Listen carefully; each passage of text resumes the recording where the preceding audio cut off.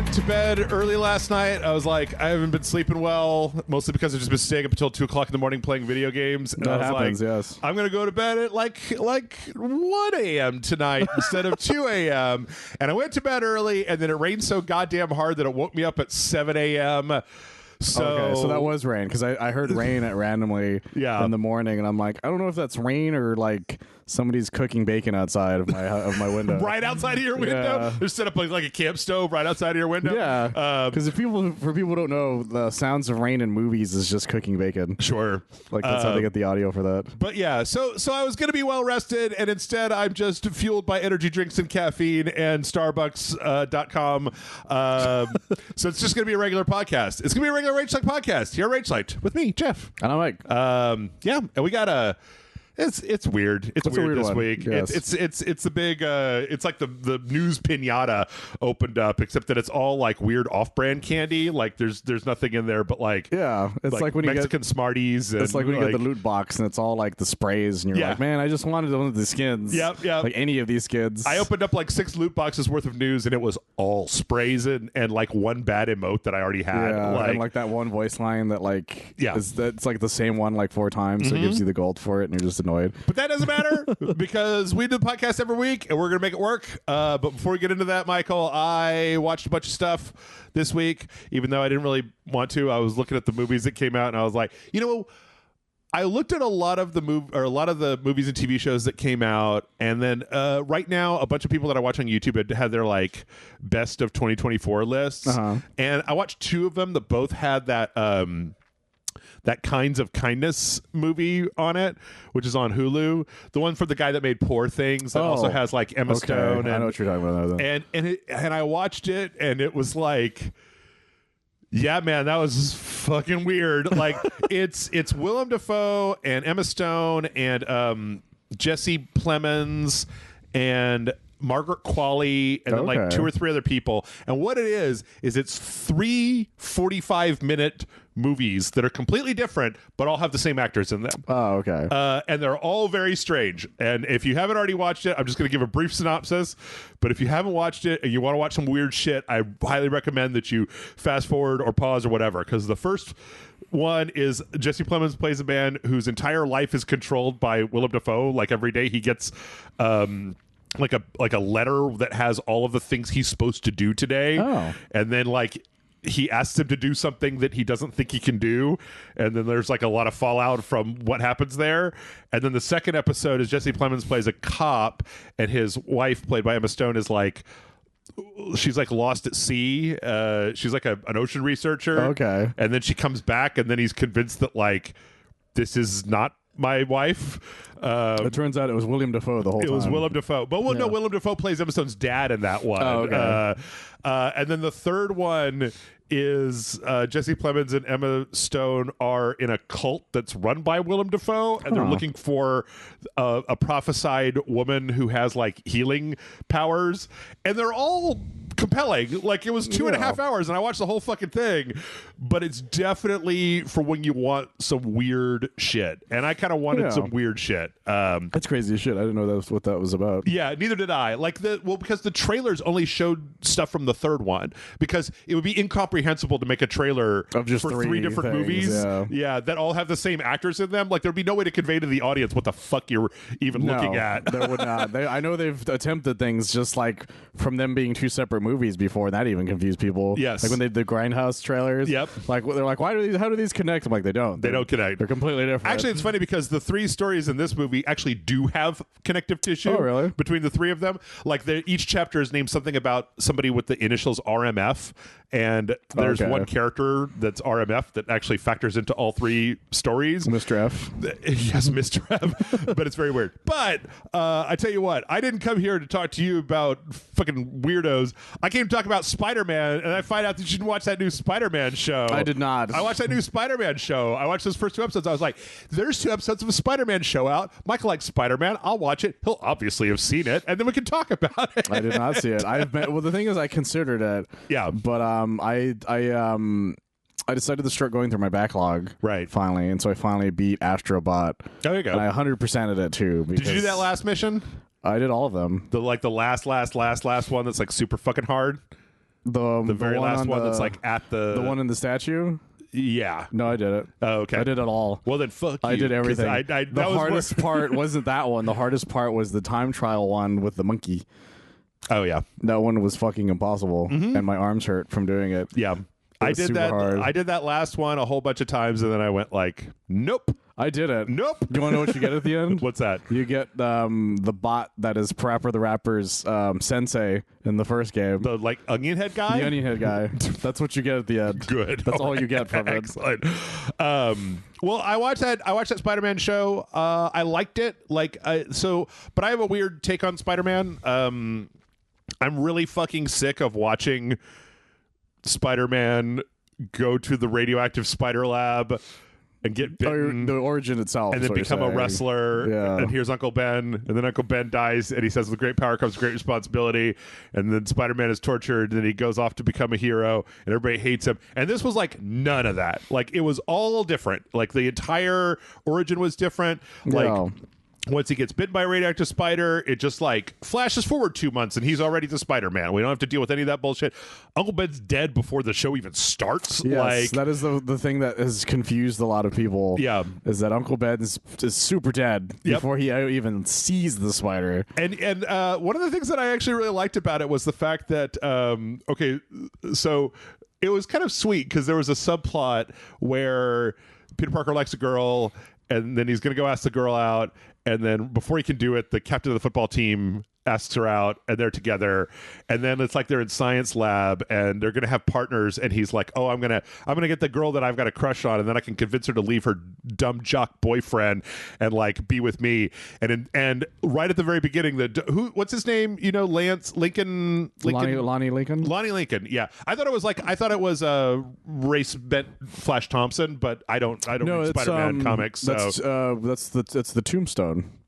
Oh, is Lonnie Lincoln. Oh, okay. Tombstone's real name is Lonnie Lincoln. At least normally. I don't know what he is in the show. He was he was like captain of the football team, and the thing is that when they're Peter Parker's making this plan to do this, and he's like, teacher, I want to be partners with Peter Parker. And Peter Parker's like, what the fuck is going on here? And then they get in the group and he's like, okay, so the first thing we need to do is this science bullshit. You know what?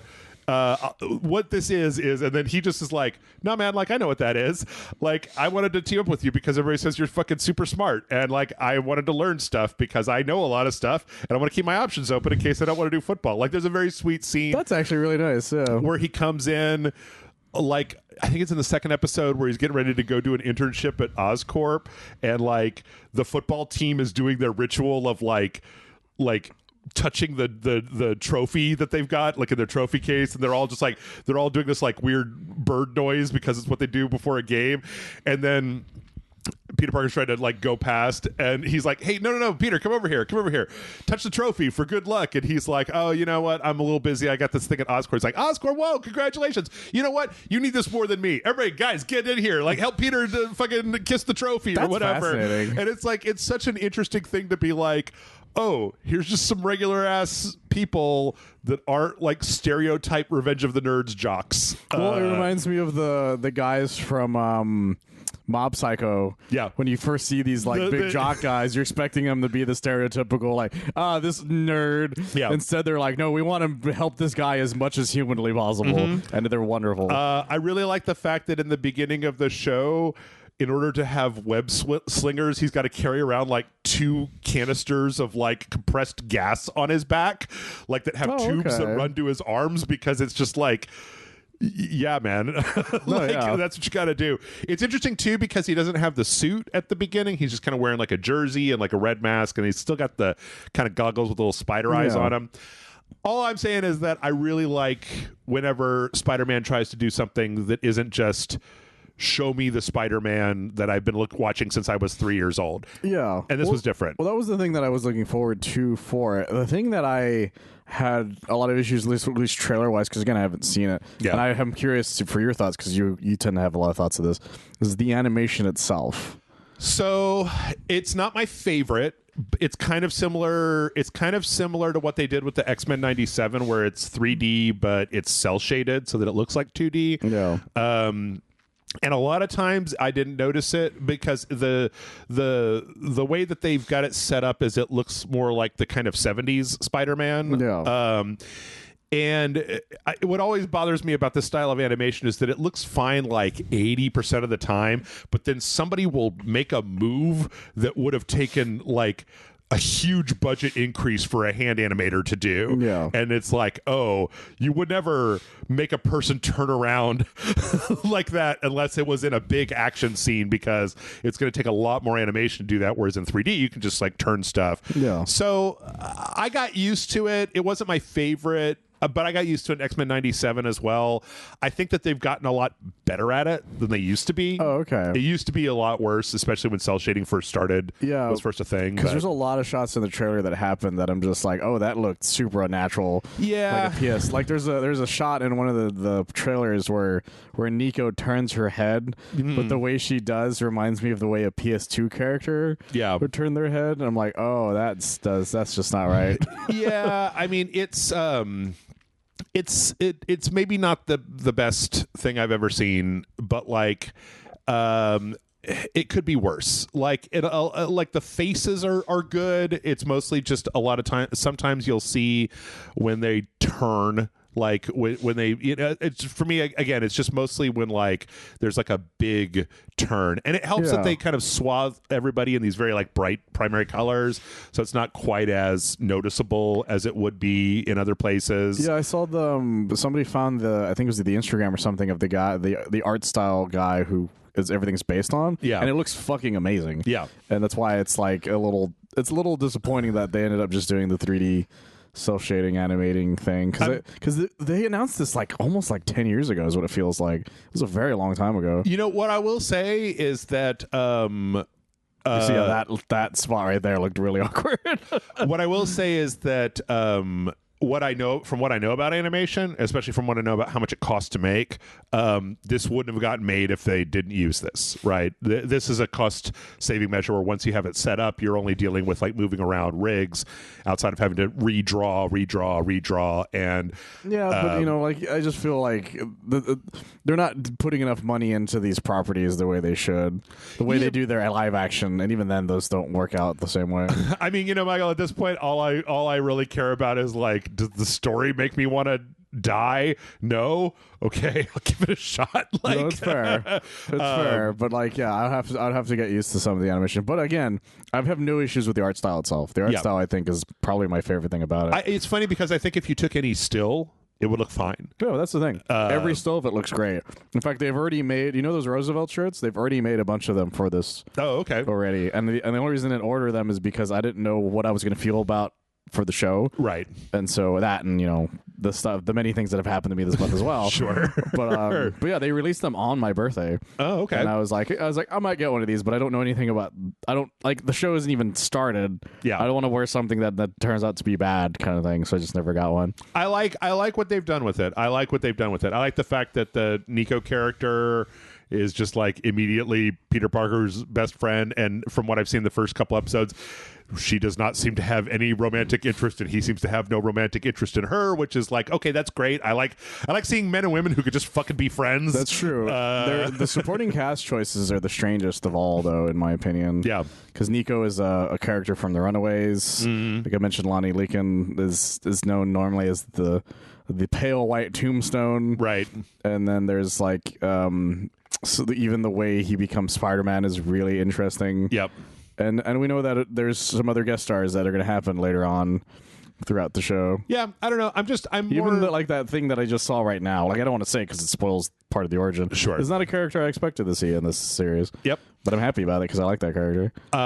Yeah, I'm real tired of having to stick to the script. It's why I think that the James Gunn Superman looks so fun, is because it's in a world that has superheroes. This also, it's fun. It's also interesting to watch a Spider-Man where they don't lean super hard into the like Spider-Man is either a friend or foe of the police. He's just like, this is obviously a world where superheroes run around doing stuff, and he's doing the right thing, or he's not being a jackass about it so far. So they're I know they've come out with the all the names of every episode that's supposed to air. And one of them has the old, friend or foe or friend or menace headline type name. Yeah. So we'll see what that means later down the line. I don't know. So far, not bad. I mean, the thing is, I pay for Disney Plus so that my parents can watch it if they want to, and it's like, it's fine. Yeah, it's fine. It's 10 episodes. Each chunk is going to be 2. I think they're doing one chunk of 3 at one point, but you can find the list of them online pretty easily. Okay. It'll tell you the dates and stuff. So, what about you? Got anything? I've prattled on about fucking Spider-Man for a long time. I'm the one that's talking too long about Spider-Man this week. Take that, Michael. it is an interesting one. There's nothing too crazy necessarily that isn't just things that went on in my personal life, but I started fucking around with Donkey Kong more. Now that I just have it. Oh, the HD, the Donkey Kong Returns HD. Yeah, for the guys who haven't seen the vid, they came out with the Nintendo Switch version of Donkey Kong Country Returns. It used to be a Wii game. Yep. Became a 3DS game. They ported the 3DS game to the Switch. So that's been a lot of fun. It's still just as hard as I remember, which is still really crazy to me that like every other Nintendo game's like, this is for babies, but you play Donkey Kong and like, yeah, you better be ready to get your ass handed to you if you're not careful, kind of thing. I'm like, oh shit. Right. That was just one of the reasons I stopped and I went to Astrobot because I needed to finish Astrobots though. Yeah. Which again, I did 100%. I get everything, and I did all the time trials. It was the final actual normal level for that game is so fucking fun. Yes. Yeah. And it's such a big like fan servicey type level that I just couldn't help but be giddy the entire time. I was amazed. I was like, they made me get emotional. I'm tearing up a little bit. I did. What the fuck? I did. I wasn't expecting to. I was like, this is going to be a fun time. I was like, I have tears in my eyes from my childhood literally helping me save the day. Yep. This is fucking weird. It is. It's fantastic. It's very weird. So fantastic. No, it's a great game. Like, it definitely... I personally have some issues with the whole Game of the Year thing, but I really do think it was an amazing game. Once I was done, I'm like, I get why this won Game of the Year, because it's a nice, safe... It's exactly what Nintendo used to do. Yeah. Was like, it was nice, safe, but it was still difficult at times. And then now that I'm done with that, I've started up Epic Mickey. Rebrushed. Yeah. And I forgot how little voice acting is actually in that game, and that was one of the reasons I was so surprised when we played. I don't know if the video came out, the one that we did for the online game. Oh, for Synuity? Yeah. I mean, by the time this comes out, yeah, they'll both be out. That game had lines up the wazoo. Yep. When everyone talked. I couldn't make that big old husbando shut the fuck up. It was crazy. And so like going from that and then playing that, I'm like, oh, that's right. Some games are just like just giant chunks of text, because that was a Wii game too. Way back when. Yes. And so that was one of the reasons I didn't play it, because I didn't want to waggle my fucking arm over and over again to play this game. So I'm happy they finally did that. So I don't know, maybe they'll come out with Epic Mickey 2 again and make it longer somehow. But I don't know. Maybe. But I'm liking it so far. Big co-op game, Epic Mickey 2. Yeah. But well, anyway, let's jump into that weird pinata of news that I was talking about. And let's start with I suppose what is good news for a lot of people, and that is that Sony seems to be backing off of the PSN login requirements for PC games. Oh, okay. So right now you still have to log in for like the multiplayer games, but what they did was they basically are allowing people from this point forward for God of War Ragnarok, Horizon Zero Dawn Remastered, and then the upcoming Last of Us 2 Remastered and Spider-Man 2. They are letting people basically skip the PSN login, but then if you do the PSN login, they're giving you stuff. Oh. So they're basically, for the single-player games, saying, we would like to encourage you to log in via the PSN, and if you do that, you get stuff. But if you don't want to, you don't have to. However, I believe that Until Dawn Remaster still requires it, and the online mode for Ghost of Tsushima still requires it. I bet you I know why they're doing this, though. I think I know exactly why they're doing this, but I'd be interested to hear what your take is. Well, my opinion is the fact that there's a lot of countries that don't use PlayStation Network, the PSN, at all. It was one of the reasons why it was a reason why Helldivers 2 got delisted from a shit ton of countries. Yep. Because they didn't have that. And if you want to sell to the widest net, this would be your best way of doing it. Maybe. I often, the people point that out a lot of times where they're like, there's 170 countries where you can't play this. And I'm like, I would be very interested in what the sales data from this island nation in the Pacific with the population of like 2 million people, like how much actual sales are coming from there, because people like to rattle that off like it means a lot, but like, every country doesn't have the population of America. This is no shade at other countries. No, yeah. But I guess what I'm saying is that, like, I have a different theory, and it's actually part of another story, and I think I'll come back to it. But I think there was a different reason, and I think that when they looked at the PSN, like, traffic from those 170 countries, they were like, we'd rather have the PSN logins. I think it looked better to them overall, but because the easiest way to check is to see how many people bought Helldivers 2 is really what it comes down to. That would be a good way of finding out. But who knows? Yeah. There are a few other issues with this. So as far as the rewards go, Spider-Man 2, you get early unlocks for the Spider-Man 2099 black suit and Miles Morales 2099 suit. So I know that Michael would log in if he was playing that on PC. Yeah, if I was playing on PC, yeah. God of War Ragnarok gets you access to the armor of the Black Bear, as well as the... as well as 500 hack silver and 250 XP. Last of Us 2 Remastered is the interesting one where you get plus 50 points to activate bonus features and unlock extras, but then also you get the jacket that the lady is wearing in that Intergalactic trailer. Really? Yeah. That is a strange one. And then Horizon Zero Dawn Remastered gained access to the Nora Valiant outfit. The weird thing about this is I don't know if this is going to be a story that I'm going to be talking about next week, but I don't believe that if you own the PlayStation 5 version of The Last of Us 2 Remastered, that there's been any say about whether you can get that jacket. I don't know if it's already in the game. I've never heard of anything for it. I saw a lot of people on the Sony forums basically like, hey man, I fucking bought your console. Can I have this login bonus? I bought your console. I have a PSN ID. I bought this video game. Can I please have the things that you're trying to sweeten the deal for the PC players for? Yeah, that's such a strange thing to do. So I bet you it'll be like in an update or something. Probably. I mean, almost certainly. Dude, I tell you what, though. I went to the PlayStation blog where they announced this, which was like one of the most terse things I've ever seen in the world. And the people in the comments down there were just like, they were having this war of like, Sony, you put your games on the PC. I'm not even going to buy a PS6. There will be no reason because all your games will be on the PC. And like, well, what's wrong with everybody having video games? Well, it cheapens the PlayStation the property. And I was like, oh God. Every time I see somebody say that, I'm like, dude, it's been long past that.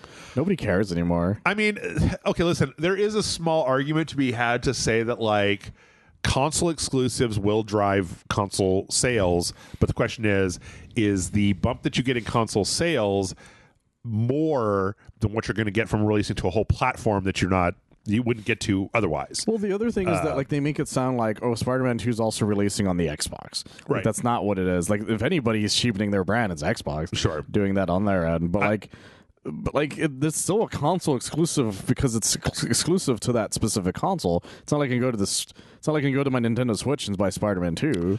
You know what I'll be keeping an eye on, because we don't have any real data on it, right? Since Sony started doing this, is like, when does Ghosts of Yotai come out on the PC? Yeah. Because if it's the same day, that's one thing. If it's 3 months, like Indiana Jones, that's another thing. But like, if you've got to wait a year to play all the PS5 exclusives on the PC, I'm sorry, man, but it's worth it to me to buy a console to play those games that I want to play on day one, and not have to sit around fucking twiddling my thumbs for a year waiting for them to come to the PC. Every Final Fantasy game was like that. Like Final Fantasy 7 remake originally took like a year or two to even just come out on the Xbox, and they didn't even get the integrated version of Final Fantasy 7 remake. Whereas the PC version, I think, did eventually. Yeah. And then 16 took forever to come out on the PC, and then the same with Rebirth. So, like, it's really... it's really not the same thing as what Xbox is doing. Yeah. Day and day, same, yeah. Same that's why I'm always confused when people make that argument. I'm like, it's not. But see, close to the same thing. But the thing is that because Sony's lineup in 2024 was so thin, we don't really know, because they spent a lot of 2024 putting like stuff that came out in 2023 on PC. So what I need is to see what happens when the next big Sony Studios exclusive game comes out, how long it takes, because we don't really have a good time frame. But if they're going to put everything out in 2 months, maybe it is worth it. Maybe it's worth it to just buy a nice graphics card and play them all on your PC. But it all depends, I think, what happens with Wolverine from here. Yeah. I think Ghost of Yotai is the next big thing on the list. But let's see. From there, we got the news also that the PSN like free games that you get. I had to read this article like 3 times in order to understand what's going on. The PlayStation Plus Essentials monthly games catalog, like the 3 titles that they give you every month, is no longer going to guaranteed include a PS4 game. Oh. There are going to be a lot more PS5 games. They didn't say that they would never put out more PS4 games, but that they're obviously trying to shift to get people on the PS5 as opposed to sticking with the PS4. No question yet about, or no answer yet on whether that means the PS4 is going to go into the same back catalog section that the PS3, PS2, and PSX games are in. If that's like, if they are kind of making that official shift, then that would mean the PS4 is now, a classics, right? It would be a smart move to make them into the other categories if you're going to do that, because the PS4 ones, you don't have to worry about streaming them the way you did a PS3 game, right? Like, if anything, it would be better. It would be a better deal to have those as the ones that you can get, because they're always adding that stuff to it anyways. It was never going to stop them. I think the only difference is that if that's the case, then you should add even more to it each time per month, and that's just going to make people want the other versions even more. 100%. So I don't know. We'll see. I keep hearing, I have a really bad sense of all this stuff where it's like, I hear a lot of people say that like the PS5 didn't sell. It hasn't sold as much as the PS4, and that people are more than content to just stick with their PS4s. I tend to chalk that up to supply chain issues more than anything, and the fact that like their launch got blunted by 2 years worth of COVID and scalpers and inavailability of the consoles. That it's not that people weren't interested in the PS5, it's that they literally couldn't buy one for 2 years. So, and now they're sort of everywhere, but now people are as less interested because a lot of the bigger things that would have gotten them in early on has now come out on the PC. Yes, yeah. So I don't know if it's just or that people are watching YouTube videos of their full story, a full movie, 5 hours long or whatever. Oh, that's all people do now. Yeah, it could be. But anyway, we'll see if this makes a difference in pushing console sales. Let's see. This is the story that I actually wanted to come back to, because last year, what was it? Jim Ryan's stepped down as Sony's head boss and was replaced by the co-CEOs of Hideaki Nishino and Herman Hulst. And it was announced this week that the old CFO is like is going to be like the owner basically, and then the person in charge, the new CEO, that co-sharing thing is being rolled back, and Hideaki Nishino is going to be the CEO. He's now the big boss. He's going to be the big boss. Herman Hulst is going to be in charge of Sony's first party studios, which is what he was doing before. Yeah. But the thing is that like Herman Hulst reports to Nishino, not the other way around. It's not they're co-leading. Yeah. It's like that happened. Now, listen, Michael, this is like full on fucking conjecture, but Herman Hulst has been in charge of Sony's like first party studio stuff for the last 12 years. He was one of the founders of Guerrilla Games, back in the Killzone days. Oh, that's right. So, and then he got elevated up into the corporate structure, and then he's been up at the top. I think that this is the result of the last 3 years of PlayStation. I think this is the result of the Helldivers forced login debacle, of like our games are unavailable in 170 countries, of what the fuck is this Concord and why did it just cost us $200 million for no return? Like, yeah, this would have to be because a lot has happened to Sony since Jim Ryan has left. Yeah. Those things you just mentioned were within the past year. Yep. That's not even mentioning, The Last of Us 2's multiplayer going down. Yep. The Destiny 2 turning out to be inflated as fuck. Yep. Like, it's like a lot has happened. A lot of decisions that happened that are just like, what did we do? Yeah. Like, it's like as if they got drunk and woke up the next day with their car trashed. Yeah. And they're like, I don't know what happened. Well, and I don't, the thing is that I don't really know. I tried as hard as I could, but it is very, very difficult to find out anything about like CEOs, about management. Especially nowadays with gaming. Gaming's been very hush-hush on their backlog stuff because, people are getting fired so often they just don't want people to like spam their shit. Yeah, but when I looked them up, like Herman Hulst has been like his list of credits are like most of his like special thanks for a lot of the studios.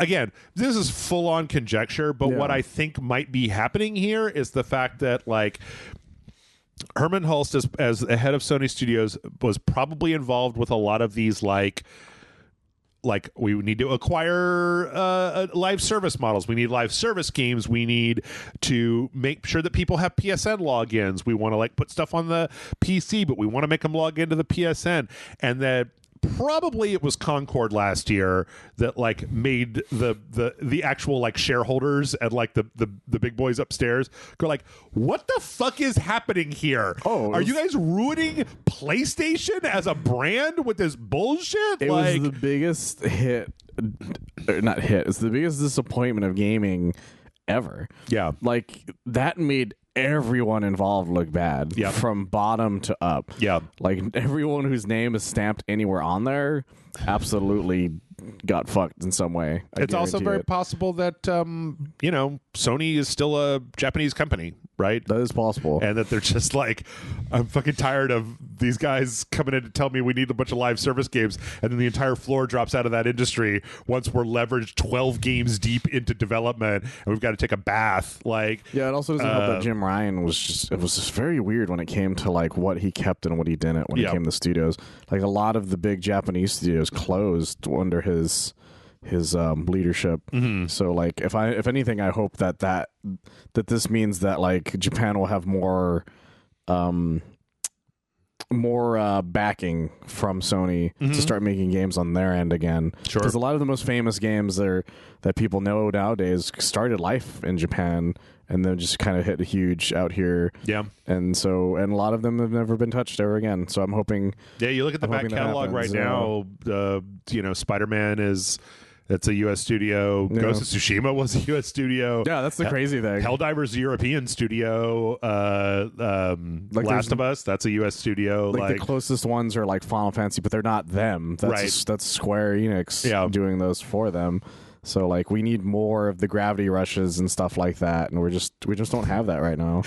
A statement nobody has ever made. We need more gravity rush games, motherfuckers. I know one person who said that. That's the reason that game came to my head. Yeah. So anyway, I could be stretching. I could be reaching. It's possible that they were just like after a decade of trying different stuff and not having much of it really work out, and then having like just really rock solid video games. Yeah. Prop up the studio where none of these live service games ever worked out. None of this multiplayer horseshit ever worked out. But then, Black Myth Wukong comes along and sells a gajillion copies, or the fucking Stellar Blade comes along and sells a gajillion copies. It's like, what if we just make games with fucking cyber titty androids and they sell a gajillion copies outside of greenlighting all of these things? Single player games are starting to show that they have bite again. Yeah. Because people are tired of having to log in 100 every single day to maybe get something that they need or not need, but you know what I mean? Yeah. So I don't know. Maybe, and I could be totally wrong. This could be something else. It could be that Herman Hulst fucking spit directly into the face of the owner of Sony Corporation, and they were like, all right, I know who the next CEO is going to be. If anything, Jeff, he needs to take care of his hamster, and he needed to step down from his responsibilities. Mr. Whiskers needs me, guys. That's right. Let's see. Speaking of stepping down, Johan Pilstedt, the ex-CEO, now I think CFO or something of he went from CEO to like some much lower CCO, position. Creative officer. He this is the guy that basically was the head of Helldivers 2. Is taking a sabbatical, and I could not blame him, because when you read his statement, he's like, you guys started playing Helldivers 2 in 2024. This game took 10 years to develop. We've been developing it since we stopped development on Helldivers 1. Damn. And that was a long time ago. And he's like, I have missed birthdays. I have missed vacations. And I'm going to take some time off to spend with my family, who I've not seen in a decade. Also, you guys have been yelling at me a lot. Yeah. For no reason. And then he said, when we come back, I'm going to start working on whatever our next game is. Goodbye, everybody. Yeah. He did exactly what he needed to do, and he got that game out, and he was so transparent about everything, and I mean everything, to a point where people were even like, oh, this guy might be found dead the next day, kind of transparent. Right. And so he's been this great beacon to people for quite some time in that community, and now that he's taking time off, it's well deserved at this point. He's done a lot more for that game than I don't think anybody expected him to do. Yeah, I think a lot of people sometimes, and I think that even we on this podcast are a little bit flippant sometimes about the CEOs that get paid a whole lot of money and oh geez, but a lot of them tend to work 16-hour days. Yeah, at least the good ones do. Yeah, so I could definitely see, if they went directly from Helldivers 1 into beginning development on Helldivers 2, holy shit, it explains why there was nothing for so long. It's because they were doing I remember when that trailer came out. Yep. We were like, there's no way this is what I think it is. And then it was. And I was like, oh shit. And this is even way crazier than I anticipated. Because if anybody's ever played Helldivers 1, they're night and day. Yep. And they're night and dusk. Well, but you know what I mean, though. It's not it's like going from Super Mario Brothers to Super Mario 64 kind of thing. It's that type of change in how the game works. Yeah. So it's I love. You're still shooting bugs and you're still dropping Helldivers, but the change in perspective does a lot. It does a lot. It changes the entire thing. Yeah, and I think I'm happy it worked out for them. Yeah, absolutely. So then the question remains, what's going to happen with Helldivers 2? And God, Michael, I meant to go look up how to say that guy's name. The John Helldiver? No, George's. The guy that's the current that took over as the CEO. I'm not even going to try. George Shamani or whatever. He said we're going to keep working on Helldivers. Basically, it was kind of the Rage. He made the RageSelect promise where he's like, if you motherfuckers show up and give us money, we will keep doing this for as long as you want. And they've kept really good on that promise. Yep. And then here's another interesting story: is that Helldivers 2 has been relisted on Steam in about 40 countries. Oh. And this is when I was looking at the countries that it has been banned from, and it's it's back in Aruba and the Faroe Islands. What about Kokomo? And the Isle of Man. And turns out it was Man. French Polynesia and Turks and Caicos Islands. And I'm not trying to be mean here. I'm sure that these are all real places. No, Jeff, they didn't make any of these up. These are actual places where people live, and I'm sure that some of the people who live in some of these places want to play Helldivers. But people keep saying it was banned in 170 countries. And the first 3 countries on the list were all of Europe, the United States, and China. It's it wasn't that bad, but there's a lot of countries that did buy it, so it is surprising. I don't know where the Cook Islands are. They're right next to the Burger Islands. Everybody knows that. Are they right next to Curacao? I thought that was a liquor. I think it is. The Cook Islands is an island country in Polynesia. I can't even, like, Google Maps is showing me where it is, and I can't even see it because I have to keep logging. I have to keep. You're not even on it anymore. Oh wait, is that not the Cook that's Islands? not even it anymore. It's a little more to the left. There you go. Oh, I missed them. I missed the Cook Islands. There's like 3 places here. There's the Club Raro Resort, and then Black Rock, and the Snorkel Cook Islands. Cool. Yeah. Anyway, freedom, guys. Hey, glad that you guys could contribute to the fight on Super Earth. Good job. This seems also to be a very administrative thing because they just got added back on Steam, right? Like, they still don't require you to log in, but Steam, I think, still has the game like unlisted in a bunch of places. Yeah, you just can't buy it in a bunch of places. So, and there was that remember that cape they promised? Yeah, I found out the reason it never came out was because they wanted them to get all of those countries relisted back before they did it. So they still haven't done it yet. They're still waiting for all of them. By the way, I don't want anybody from the Cook Islands to write in. I'd say, like, dude, I think you guys are cool or whatever. I mean, I think you guys are great. Your cooks are really cool. You just live on a very small island, and I'm like, I don't know how many people even live on this island that want to buy Helldivers. So I don't know if it's like a travesty. I don't know, man. Maybe everyone here is just all like of them, super into Helldivers all too. 12 of them bought copies of Helldivers. Does it have the population? I'm sure it does somewhere. 15,000. Okay, so all 15,000 of them bought 15,040. Okay. What's the population of Austin, Texas? It's like some odd million. Sorry, I'm not trying to flex. I'm just trying to get a like a good comparison. Austin's population is 979,882. It's close. Yeah. I lived in a place. My original hometown was only 30,000. Yeah, and so like that means that my city was only half of the size of the population, or twice the size of that. Yes, and it's a very small town. Yes. So yeah. Yes.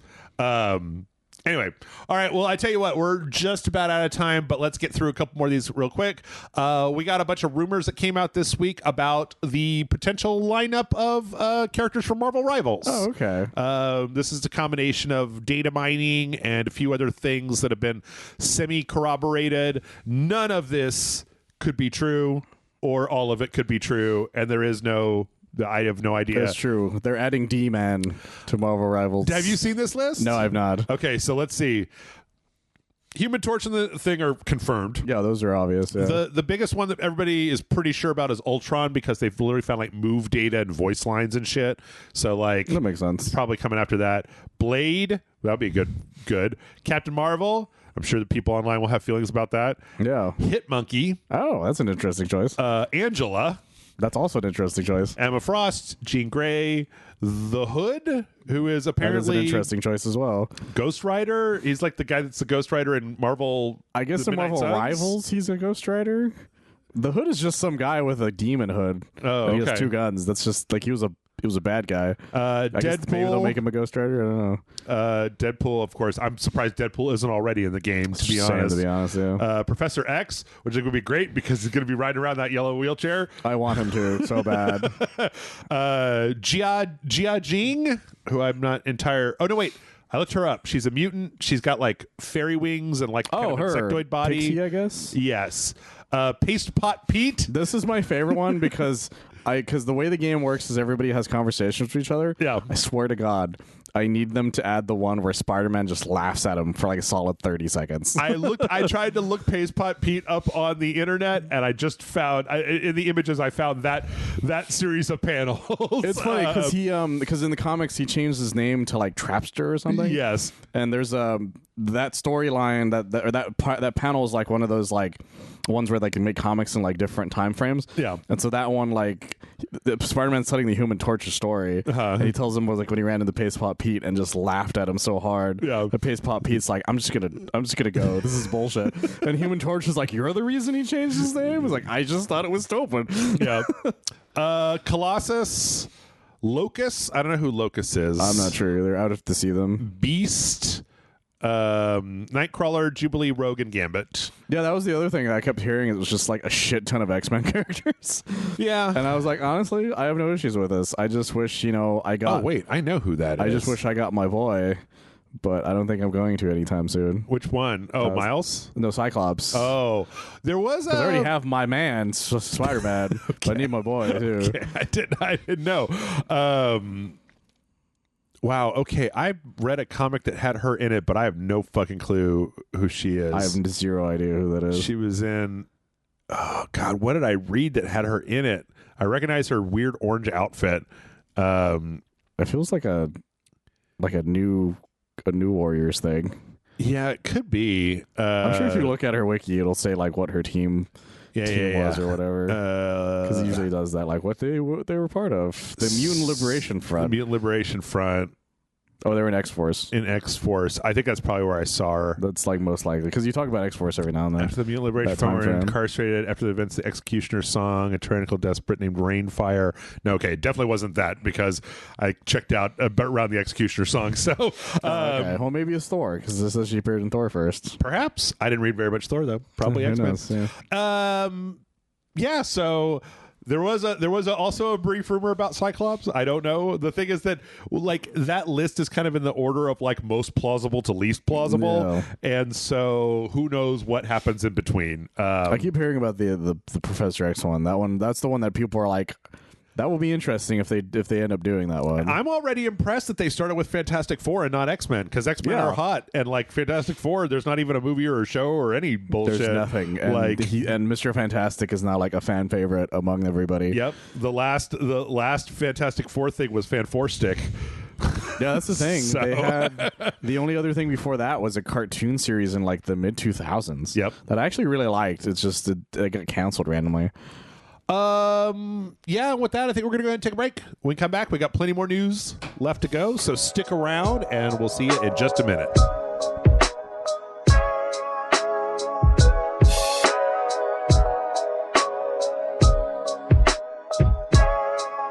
And we're back! And Michael, before we went on break, you know how I was telling you about how there was a bunch of leaks about characters from Marvel Rivals? Yeah. There was also a weird thing that happened where, like...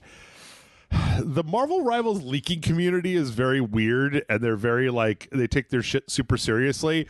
And it appears that at some point, like somebody on one of their Discord servers got some insider information from somebody at NetEase, like one of their leakers, who was like, actually, a lot of these characters I've never heard, they're going to be in there. And then they did a post on their Discord that said, like, we think that some of these characters might be like traps that NetEase has put like in the code in order to try to find out like who's leaking shit. That makes sense. And then like the actual leakers were like, no, this is too like.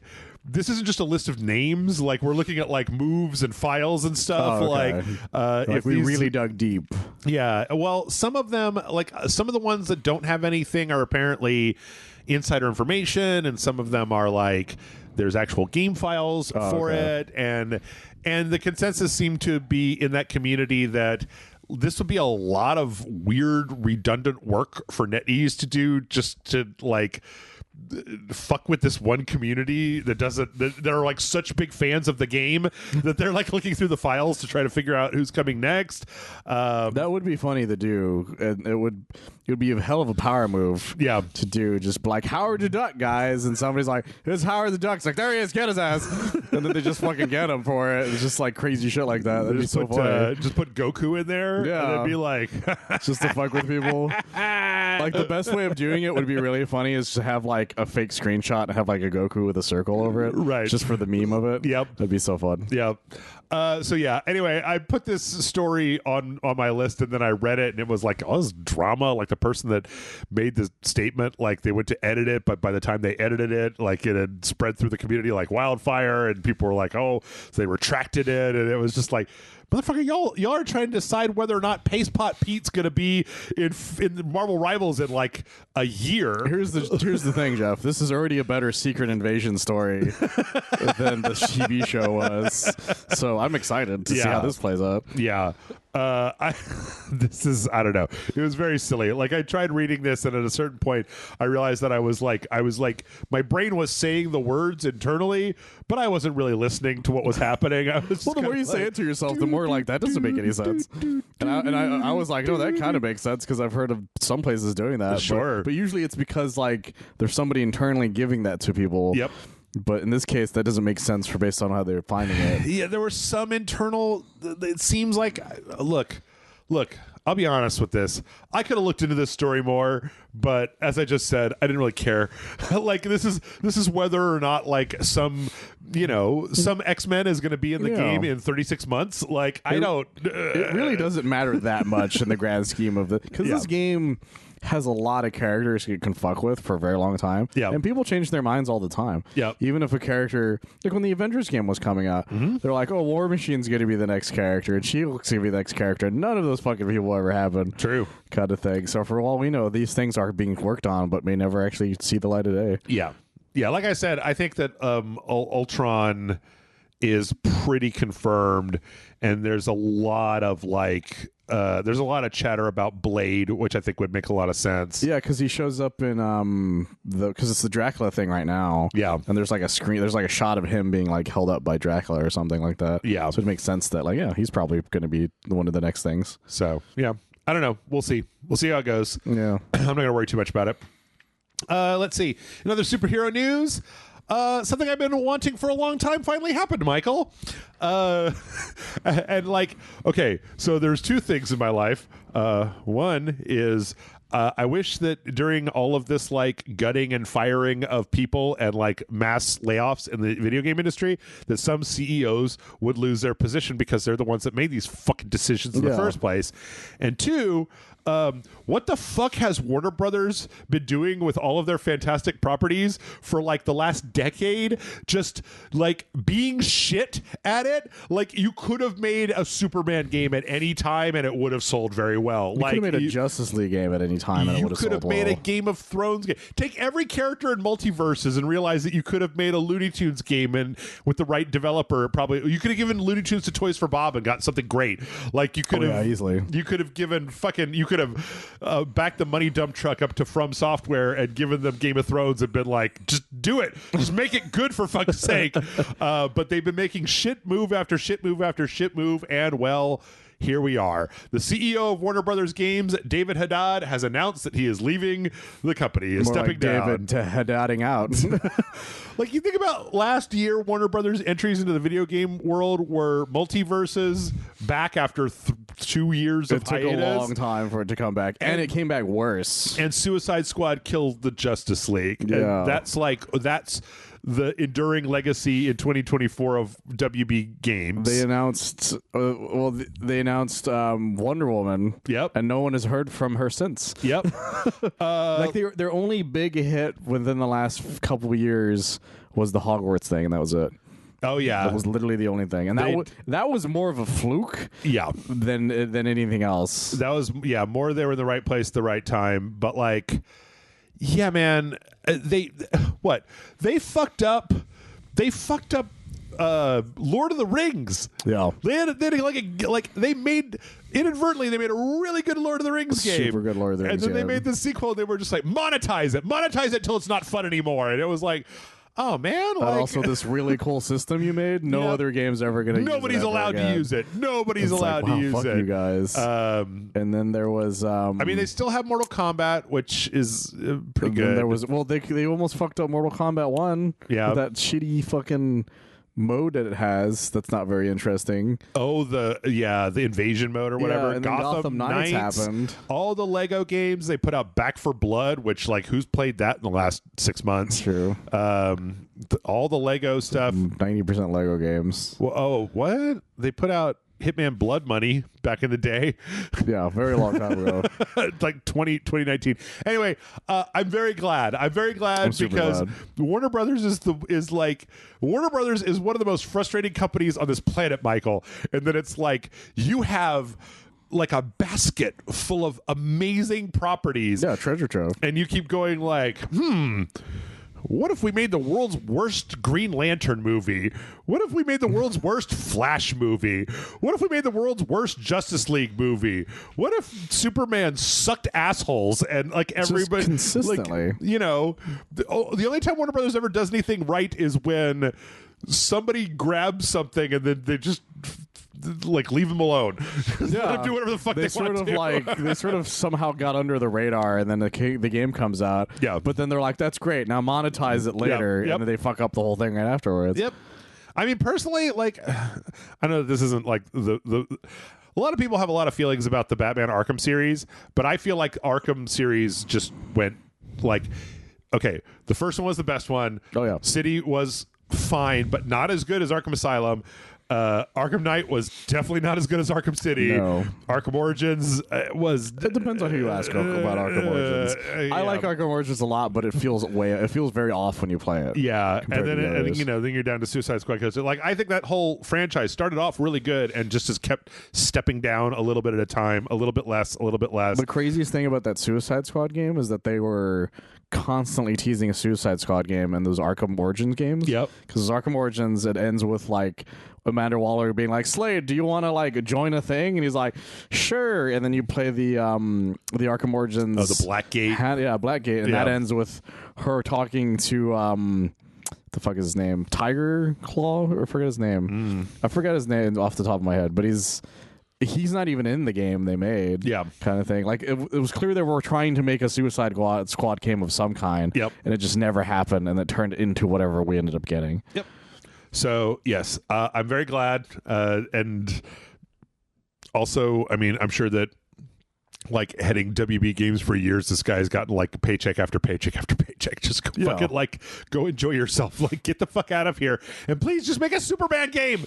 That's all we need, guys. I'll settle for a mediocre Superman game at this point. It don't even make it tie in. Just give me something. I actually wouldn't mind a remaster of Superman Shadow of Apocalypse at this point.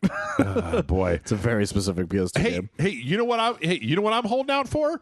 Injustice 3, motherfuckers. Like I want Injustice 3. I loved Injustice 2. It was one of my favorite NetherRealm games that ever happened. And they're like, I know that the stupid armor system sucked, but the gameplay was fun as shit. I loved the when you could do like the super attacks, like an X-ray attack, except it's like fucking Superman flies up into orbit and just laser beams like the entire country that you're in. Like the only downside is that we'll have to recast Batman for the third one. Oh, that's true. Very true.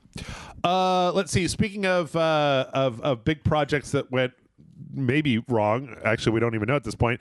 There was a company, we got the news this week, there's a company called Thought Pennies Studio that was headed up by a guy named Daniel Erickson, who went online to tell people that for the last 3 years they've had this studio of like 40 to 60 like handpicked people that were making some kind of Warhammer live service game. That's interesting. Some kind of like online action RPG that a bunch of people could play. It was, I think, set in the medieval part, even though it was unclear whether it was like the original or the Age of Sigmar, which is like kind of the later stuff. Is that a Mega Man X game? Yes, Mega Man and the Age of Sigmar. Yes. No. And apparently it's just fucking canceled, just done. Like unknown publisher, but like just canceled. I feel like people are getting cold feet on live service games. Sure, is what it's starting to feel like, and I can't blame them. Yeah. I, for one, welcome it. I'm not gonna lie. Yep. Because I think the age of the live service game is starting to come to a close. Mm-hmm.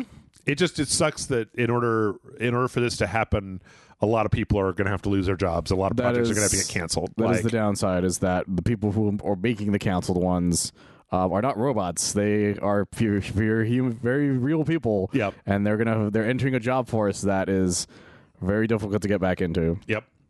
So yeah, by the same token, it's like, oh, was I going to play the live service Warhammer online game? No, I wasn't. You're going to play it for the channel minimum, and that's about it. I might have bought it if there wasn't anything else out that week, and we would have looked at it, and then it's like Synuity fucking Ada mech game where I've just been like, well, I guess that's in my library forever now, and I will have like 2 hours on record. That's another great example of like a live service-y type game that we're like, oh, I don't give a shit about any of this. Yeah. It would have been better if it was fun, but it wasn't very fun. No, it was not. Let's see. Here's one that probably is going to sting a little bit. It appears that just about the entire Dragon Age team has been moved to work on Mass Effect, and also a bunch of people got fired out of BioWare. They basically came out with a statement saying that, like, since they're quote-unquote between projects, they're reorganizing. Apparently, a lot of the people that were working on Mass Effect were dragged over to the Dragon Age team to get it out the door. Oh, okay. And now that it's out... back.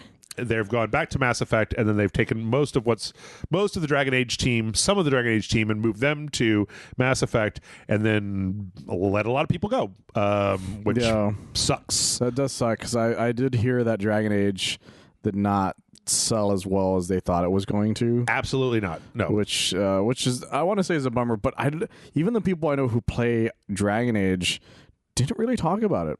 After it came out, they're like, I started it, and then like my girlfriend didn't even finish it, kind of thing. I'm like, I don't know if this is really what people wanted from Dragon Age.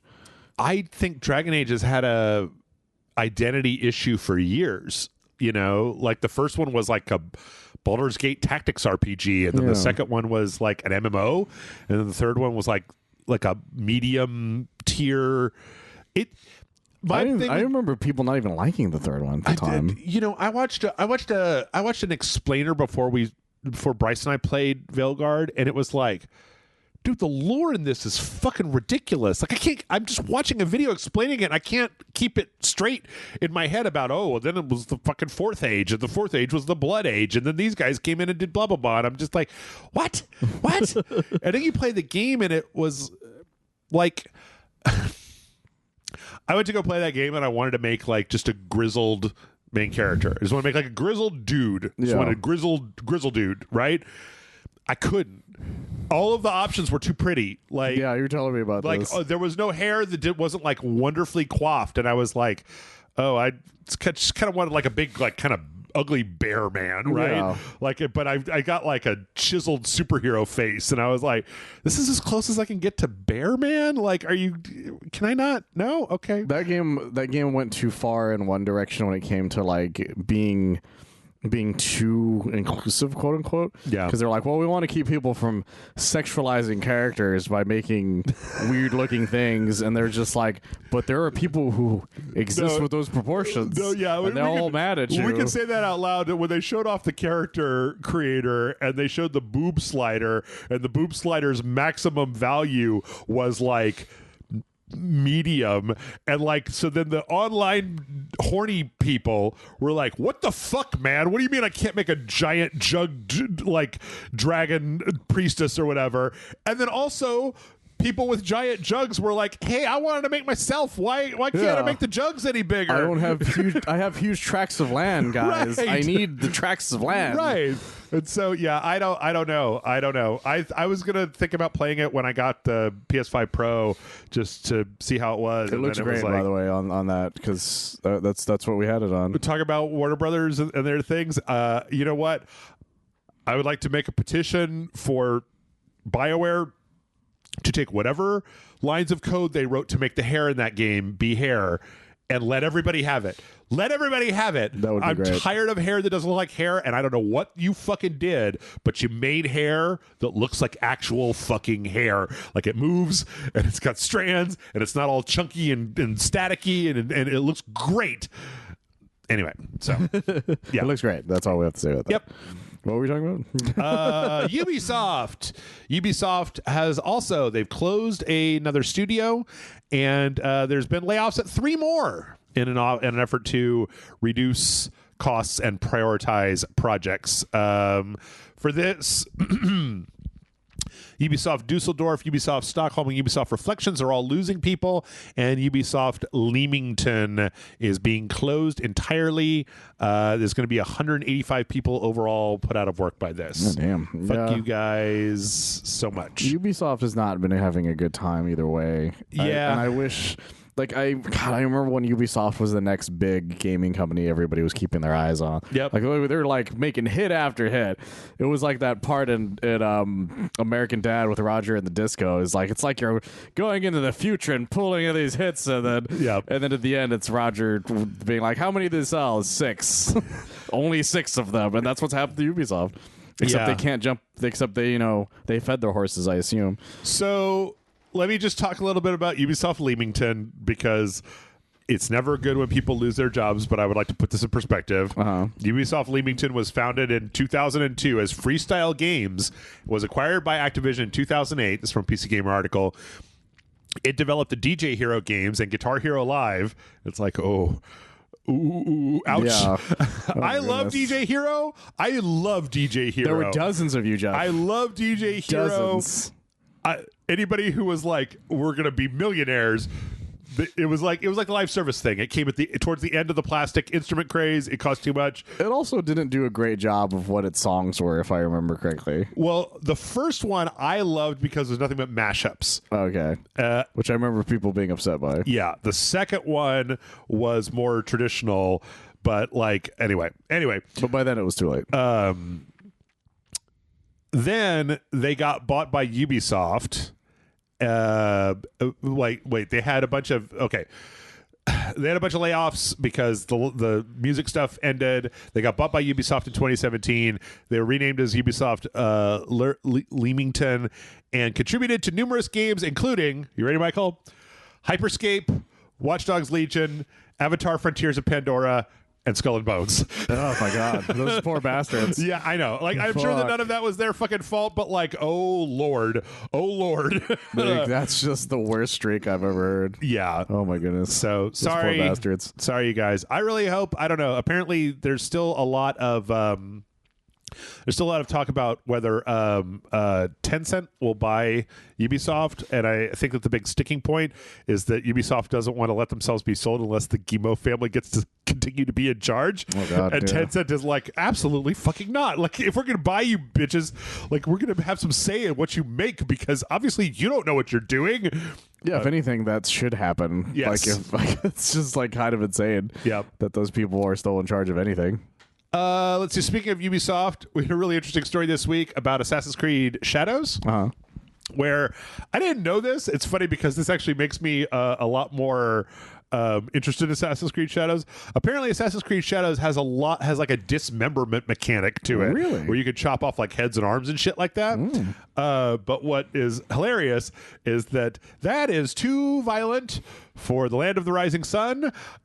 So there is an option in the Ubisoft games to turn that dismemberment on and off, and in Japan it will be turned off and that option will be removed. Oh, you can't even just turn it on. So you can't turn it on because otherwise it's already getting like a very high violence rating. Yeah. And if that was on, then it would be like unreleasable in Japan. So the game that takes place in Japan is not going to have the ability to hack off people's heads in Japan. It's too violent for the country. It's too violent for Japan. In America, you can hack them off to your heart's content. What's funny to me is that I read this story and I went like, oh, I'm actually kind of more interested in this if you could hack people's fucking heads off. Like, I am too. My other thought process is them going like, look, here's the deal, guys. If there were teenagers and giant robots, then we would let them dismember people. Sure. And then the kids could watch it.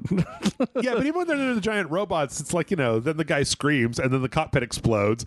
And you don't see his like appendix go floating by Amuro Ray's like Gundam or anything. I guess. I always think of like some of the more fucked up ones they made over time that were like alluded to the more fucked up shit. Yeah. Like what was it? Was it Victory Gundam, the one where with the mom head? Oh yes, you know what I'm talking about. Yes, I do. Or that one where the shell. Yeah, the shell just fucking lands on that lady. Actually, wait a minute. What am I talking about? Fucking. Witch from Mercury has that scene that I showed you where she just fucking slaps that dude like just a fly and just like coats that one lady in blood. I always think of that scene in Thunderbolts where the guy turns on this beam saber over those people. Yes. I was like, fuck. Yeah. That was, oh, Jesus. Too violent. But for the kids, Yeah. Well, if you, if you want some more action and adventure set in Japan, Assassin's Creed Shadows isn't the only Ninja Samurai game coming out in March, because it was announced this week that last year's Rise of Ronin, which was a PS5 exclusive from Team Ninja, I believe. I forgot that game even came Ninja out. Theory. Which one is the Ninja Gaiden people? Theory, I think. Theory, yeah. Is coming out on the PC that month. So I almost forgot about it until I got the bot and Team Astrobot Ninja. for it. Team Ninja. Okay. Yeah. So it's going to have all the bells and the whistles. Obviously, they had an exclusivity deal on the PS5. I actually think that this could end up really revitalizing this game, because apparently one of the problems that people had was that it kind of ran not so great on the PS5. Yeah, it kind of came and went, and part of that reason was what you mentioned, and I never really heard about it ever again after that. Yeah, I went back and watched like a review for it that seemed like it was like, well, a lot of it is fun, but the just moment to moment combat is really, really, really demanding, like harder than Neo. And I was like, oh, okay, never mind. That's you guys. Kind of insane to hear, which sucks because everything else looks fun, like, and especially this version on the PC looks real sharp, real nice. It's got a lot of support according to what it's got. Yeah, it's got like ultra wide support and high frame rates and all kinds of shit. So yeah, I don't know, you can check it out. I don't know if they have a specific, was there a specific day there? I'm sure there was. March 11th. Okay, that's not too far off. Yep. Yeah, I keep forgetting that it's like, oh, that's just February, and then we're right there. Then we're into March. So February is a very short month. Let's see. Speaking of games that are coming back to the PC, GOG put out a pack this week of Dino Crisis 1 and 2. Hooray. This is a lot like they did the same thing with Resident Evil, where these were games that were trapped on like CD-ROM only. Yeah. And then they did like a deal to basically bring them to GOG, but then they added a bunch of bells and whistles, not like specific upsampling or anything like that, but more just like you can use a modern controller. Some of the bugs have been fixed. It runs on Windows 11. Like in some cases, there's a few different enhancements that you can get. And this is great too, because it's $10 for each one or $17 for both. That's pretty good. And for people who have been wanting Dino Crisis for years, yeah, it's got 6 localizations, different game modes, some different rendering modes, and yeah, I mean, like I'm a big fan of them doing this, because there are a lot of older games that you still can't fucking get access to, especially PS2 games. But there was a lot of PS2 games that did have a crappy PC release. Yes, and it's weird that that some of those PC releases just never. People just forgot they even happened. Yeah. Or that for some reason they have a hard time even emulating the original version of it. Yes. And that happens for a lot of PlayStation games, and the worst of them all is the PS3. Oh, yeah.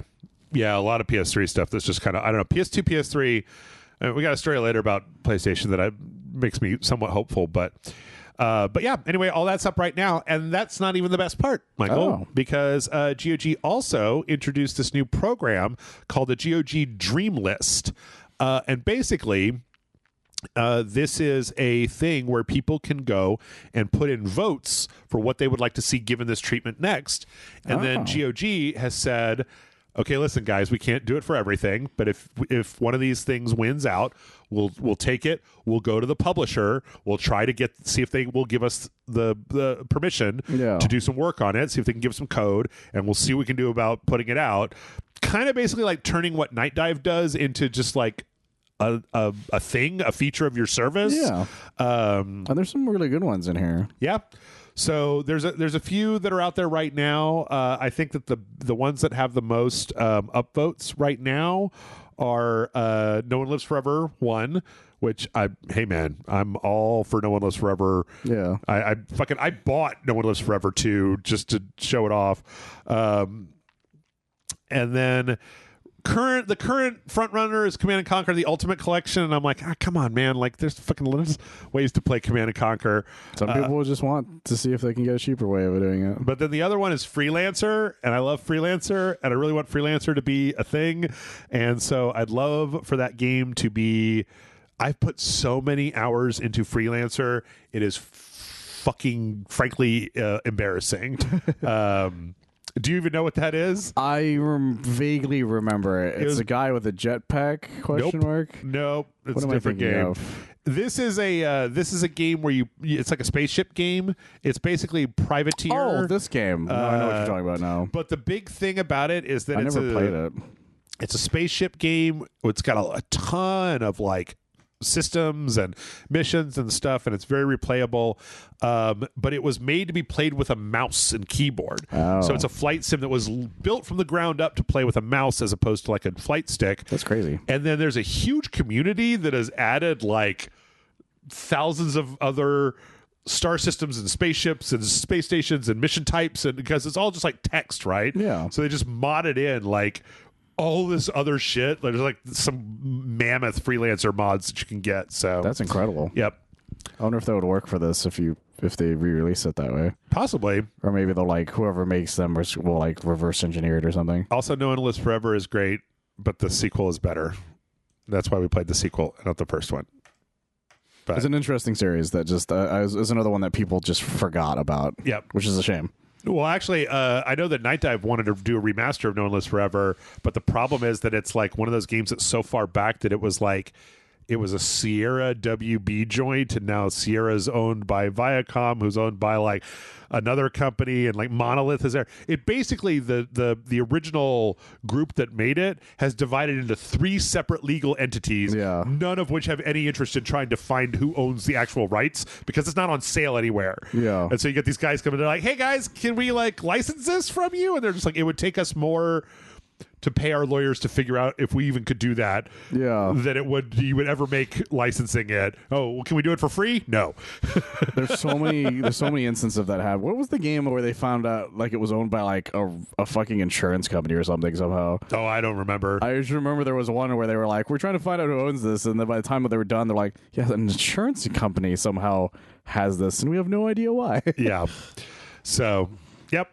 Let's see. In other remake re-release news, Konami has put out some sales figures for the Silent Hill 2 remake, and it looks like it's the fastest selling Silent Hill game ever, and then it put out what was it like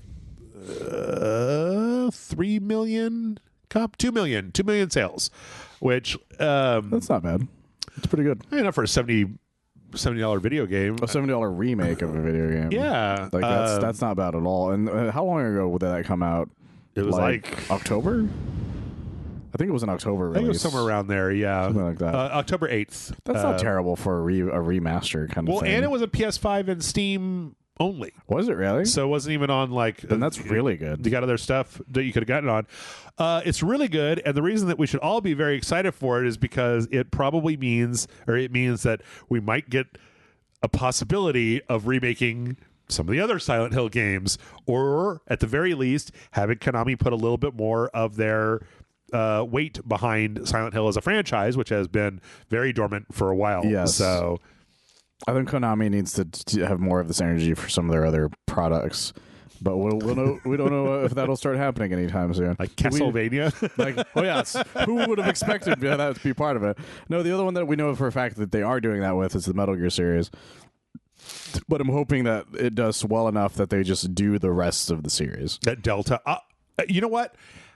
All I care about, Michael, is just a 1-to-1, please, for the love of God, 1-to-1 remake the first game. That's all I want. There's HD versions of all the rest of them, and like, yep, they're a little dated, and yep, they could probably go for a re-release, but for the love of God, the first one is still a box with Snake's face painted on it, shaking back and forth while he's like, fucking, Richard! Like, screaming to the stars. What I've always wanted, and I'm so surprised that no one has ever done it to this day, is remake 1 and 2. Yep. And by that, I don't mean the original 2. Yep. Like, that would be so easy to do, and they just never did.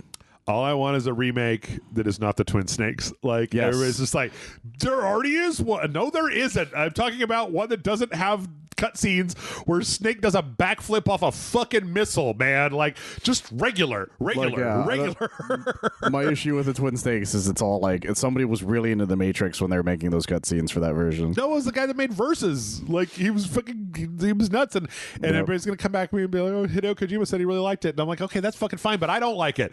Like, Hideo Kojima isn't the boss of what I like and what I don't like. Did I ever tell you my favorite theory about that game? What's that? My favorite theory is that, like, the story is if somebody was telling somebody the story of Solid Snake. Oh, yes. And just embellish the shit out of it. Yes. And I was like, that would be awesome. I would love that. That'd be great. That'd be great.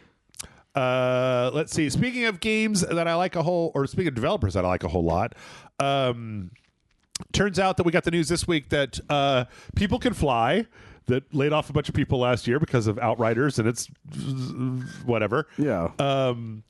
they're going to be part of the development team on that Gears of War E-Day game that they announced, the prequel one with Marcus Phoenix. Yeah. Okay, that's good for them. Which is good because they did Judgment, which I thought was fine. People were really weird about Judgment. I don't even know why. But then again, I wasn't really into the Gears of War series to begin with. And they also, you can tell when you play Outriders that still had like a third-person cover mechanic to it. So they still know, they've got the kind of institutional knowledge of third-person cover. But they also, they made Bulletstorm, and that's full of dudes screaming obscenities. And I'm like, all right, chainsaws, dudes screaming obscenities, third-person cover. Go for it, man. Make me a Gears of War I can play. Well, I get a Duke Nukem mode again. Most inexplicable thing I've ever heard of in my entire life. I must have beat that game like 3 times with that thing on. Jesus. Let's see. In other games that are currently in development, or no, in other strange video game development news, Phil Spencer was on, there was a guy from IGN called Dustin Legere, and he's got a show called Save State Plus where he interviews people, and he asked Phil Spencer point blank, like, can you solidify that Starfield is staying put for this time being? And Phil Spencer was like, no. Which I think is interesting because Phil Spencer said this like 2 months ago, where he's just like, there are no limits. We will put the Master Chief Collection on the fucking Sega Genesis. Like, it doesn't, like, all we care about now is whether it sells games or it doesn't sell games. And they're like, well, Starfield will still be a platform exclusive. And he's like, no. He's like, yeah, we're going to put it on pregnancy tests just to fuck with you. Right. Like, Microsoft needs money.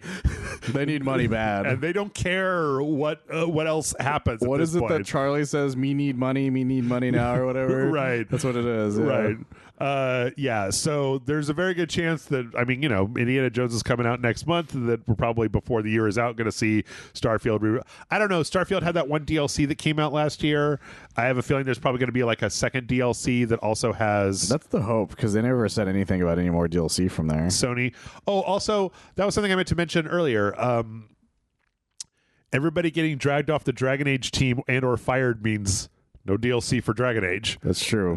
Which is a little weird for a BioWare game. It's super weird for a BioWare game. But yeah. Let's see. But Phil Spencer wasn't done yet, because there was another interview where he talked about how he talked about putting games like Xbox games on the Switch 2. This is from Gamertag Radio, where he said, I just think that they're such an important part of the industry. Who would ever bet against the success of that team? They're just masterful in what they do. Switch is a massive success, and I think Switch 2 will be as well. Which, considering the fact that they put Pentiment and I think Hi-Fi Rush on the Switch, of course.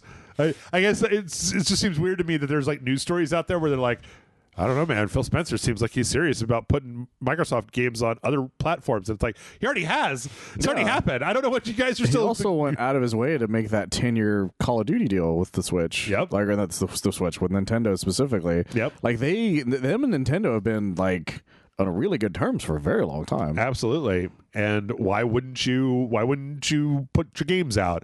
Yeah. Like, if there was some really tangible benefit to not putting your games on the Switch, then like they may consider that. But at the moment, it's like, well, some Xbox fans will be mad on Twitter. Yeah, that's better nowadays. And it's like, well, okay, what are they gonna like return their Xboxes? And it's like, no. It's like, will they stop buying the games? Like, maybe? Question marks. Like, buying games? You mean buy Game Pass? Why would they buy games? That's the thing. It's like the amount they would lose is so much lesser than the amount they could gain from getting to the Nintendo fucking install base that's out there, which is not a small install base. Nope. It is massive. I wouldn't be surprised if by the end of the year we also didn't see, depending on how powerful the Switch 2 is, like Spider-Man. That would be interesting. On the Switch 2. Because Sony's already opened that door, and once you open that door, it just seems stupid to cut yourself off from places that you can make money. Let's see. This is an interesting story. Hironobu Sakaguchi, the guy who made Final Fantasy VI, Dreamless, my personal favorite Final Fantasy, as well as that Fantasian Neo Dimension game that was it's an Apple Arcade RPG. That was the one with the 3D with the dioramas. Yeah, where you got the little guys running around dioramas. Came out and said he wants to make one more big ass RPG. He says he wants it to be basically like the sequel he never made to Final Fantasy VI. That could be cool. Yeah. In previous years, he has said that Fantasian Neo Dimension was supposed to be his last game, but what was the quote? He had a really strange thing that he said that I liked it. Humans are greedy creatures, aren't we? For that reason, I'm currently working on a new project with the same team that worked on Fantasia and Neo Dimension. Hey, it's such a great time making it. And he was just like, I want to do more of them. I want to do more of them. So good for him. Yeah, which is great because I'm still waiting for something that is as good as Final Fantasy VI. I wish they would make a HD 2D remake. I'm a little, because they did make a 3D remake, but it was the 3DS one where everybody had pointy feet. It was very strange, that one. Yeah. I don't like that one. You can't really buy it anymore either. Everybody was super chibi. Everybody was super like babies. I just want like a regular one, but I don't want it to be made by fucking Tetsuya Nomura. Okay, not him. Somebody He's gonna else. make all of them, Jeff. No, all of the remakes. No. Let's see. Here's an interesting story that I came across. So there was a Russian modding group that was making a GTA remake called GTA Vice City Next Gen Edition. That was all, they took the world and the cutscenes and the missions and the audio and everything from Vice City and then shoved it into the GTA 4 engine. Now the characters are still like low poly and everything's still the same amount, but they got like the lighting engine, modern control schema, runs a little bit better, et cetera, et cetera. So you can guess what happened next. Rockstar issued a takedown notice. Yeah, of course. They were like, eat a bag of dicks. This is our IP, and we have no chill and no sense of humor. Well, these guys just went, nah, and just put it out and then like dissolved their team because they're like not an actual entity and they didn't sell it for anything. So they just threw it up on all the mod sites when it's your fucking problem now, and then just disbanded into the night and shut down all their social media pages. That's wonderful. I'm so happy for them. And like the thing is that I did a search for it. There was this one mod place that just has it on a torrent, and it's like, oh, so you've released it all the way into the torrentiverse. Yeah. It's not, that sucker's everywhere now, man. It's everywhere. It's not like they were ever going to do any bug fixes or updates. It's just out there. Yeah. So, which is that's crazy. An interesting way to do stuff. That's a hell of a thing to do. Yeah. Oh my God. Good for them. It's funny because I did a search for it, and like they have there was a trailer for it that like you could see that it's like, you know, it like the lighting is better, but like the characters, you know, they're the same character models as they were in Vice City. They have the same kind of animations. It's really nice looking, is the thing. Yeah, the world is a lot nice looking, and it looks a lot better than the stupid AI remasters that they put out. Was it 2 years ago? Yeah, it's closer to like the type of remaster you wish those other ones were. Yeah, I don't mean like, you know, like up-resing the whole thing, but like just making everything still look exactly the way it's the way you remember it looking. Yeah, instead of it like you know, fucking looking like the way it looks. You know, just make the lighting engine look better and leave everything else the same, guys. Yeah. Like. Vice City's a great game too, so this is a good time for people to try playing it again. Yeah, this trailer very much made me want to like go back and play Vice City.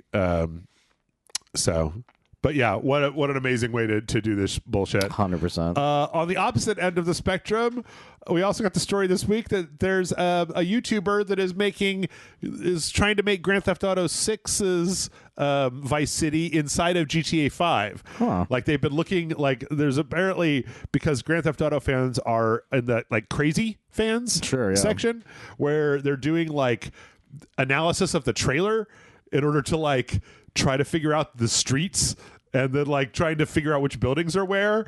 That's crazy. And so this guy is like working on basically recreating an island that's based on like the geometry that you can see in the trailer with certain stuff in the GTA 5 engine.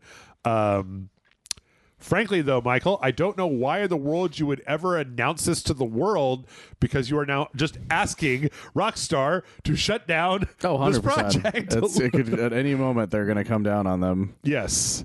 So they're going to break down their doors with Trevor, because that guy's a real person. Did you see that Hamlet GTA? I heard about that. Hamlet? Apparently they showed it at like the Draft House or something. Yeah. Like I was like, oh, I even saved like because Randy posted about it. I saved the thing for it. I was going to go back to look at it. Yeah, apparently I'm curious. It's currently in theaters. Yeah. I was like, oh shit. Okay. One of the people who went to the gathering, Alec Miracle, went and saw it. Yeah. And he posted about it. He's like, yeah, it's just Hamlet. This happens to be in the GTA game. Well, but then the trailer for it made it seem like it was more of a story about trying to put on Hamlet in GTA Online, and then all of the crazy shit that ensued. Like, I don't know. Yeah, I'm sure, but I haven't seen it. I kind of want to though. Yeah, it's fascinating. Well, when I thought it was just Hamlet, I didn't want to see it. But then when I saw the trailer and it was like, oh, it's about a bunch of crazy people that want to put Hamlet on in GTA Online, and then all the horrible shit, like they keep trying to do scenes, and then the cops in the game keep showing up to shoot everybody. Oh, okay. And it's like, oh, I kind of want to see that more. I want to see that more too. Let's see. We got 2 more minutes. Let's just motor through all these. Cyberpunk 2077 put out an update. That update added DLSS 4 to the game. So even though the 50 series NVIDIA cards are not on store shelves yet, the DLSS 4 features work on the current gen cards. Oh, okay. Some of those features work on the current gen cards. I'll be honest, there was a whole list of Reddit thread with like a before and after, and I kept moving the slider back and forth and going like, I don't understand. I can't see the difference. Like this one corner was slightly sharper, and I was like, "Is that it?" It's always strange when that happens, and I'm just like, I don't understand. Yeah. And then you'll see like 5 comments going, "You don't understand, man." Yeah. The Tremensical Wajagadota, and they're just like a bunch of nonsense. You're like, I don't know what the fuck you're telling me, man. Yep. NVIDIA is saying that the 50 series cards are going to probably have a stock shortage when they come out. I'm shocked, Jeff. I know. Shocked. Well, but they shouldn't.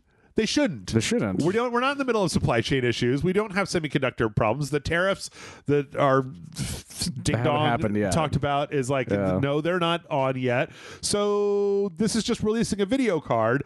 But apparently, somebody said that like somebody already has the $2,000 5090 card on eBay, like a pre-order on eBay for it for $5,000. Oh Christ! So. Or no, $5,700. Jesus H Christ. And guys, I cannot stress this enough. If you have $2,000 and you want to waste it, that's your business. But if you're just looking to have a good video game experience, go look at the people online that are talking about the 50 series cards. They're not that much better. No, like the $2,000 version is like 15% better than the top of the line 40 series card. Get a 40 series card, tone down the graphics options a little bit. You'll be fine. Yeah, exactly. Now, apparently they did say that this is supposed to be ironed out by mid-year, but like, still. Let's see. Poor Pocketpair has a lot of money and decided they wanted to become a game publisher, and they just put like a thingy on their website to be like, hey, do you have a game that you want to develop? We got some extra money laying around. Who needs funds? And they just got like 1,500 plus emails in the first hour that it was open. Oh my goodness. Like it has no qualifications on it whatsoever. It's literally just like a Google form that you fill out. Oh my goodness. 24 hours in, they got that many. That's what the problem with the Google form. They probably got the B movie script a couple times in there. Yep. Which, there's no limitations of like, don't email us if this is an AI, don't email us if this is like a crypto. Oh my goodness. It's just, they got everything. They've seen everything. Jesus. But they're gonna go through it because apparently they're just chilling out. I hope they shut it down for a little bit there. Yeah. Because holy shit, that would have just kept increasing. And then like right before take a break here, Marvel Snap is giving away a whole bunch of stuff. If you haven't had an account that got punted offline during the TikTok shutdown. Okay. That's interesting. Michael, do you know Snap? I played it when it started. I liked it, but I was like, I don't need another thing consuming my life, so I stopped immediately. So I'll just read this. This is 2 Spotlight keys, 5,000 Season Pass XP, 4,150 credits, 6,200 collector's tokens, 1,000 gold, 5 gold conquest tickets, 3 infinite conquest tickets, 4,000 conquest medals, 1 mystery variant, 6 premium mystery variants, 1 cosmic red border, 3 cosmic gold borders, and 155 X5 random boosters. Apparently, that's a lot of good stuff. That's a ton of good stuff, actually. I don't know. To me, I looked at that. I was like, that could be worth $500 or 50 cents, and I would have no idea. It's a pretty good amount of stuff, but like again, Marvel Snap was really well made in a way that you don't need to pay for things unless you want to. Yeah, and so I think that's just them trying to be nice about it. So I don't know. Well, there you go. Crazy times. And with that, we're going to go ahead and take a break. When we come back, we got some trailers and some release dates. So stick around, and we'll see you in just a minute.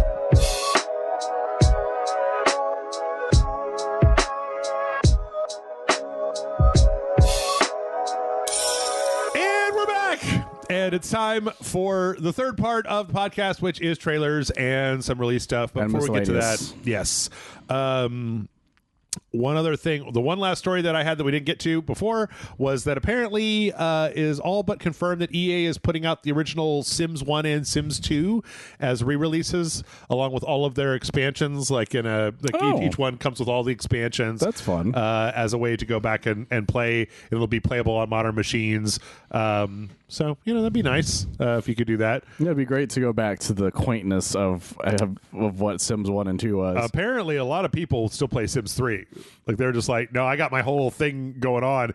The Sims 4 still has problems that they don't want to deal with. And that makes sense. Sims 3 was, like, I think, for a lot of people, the pinnacle of what Sims can do. Yeah. Because Sims 1 and 2 is just really quaint. Yes. And Sims 3, I remember you making Sims 3 characters.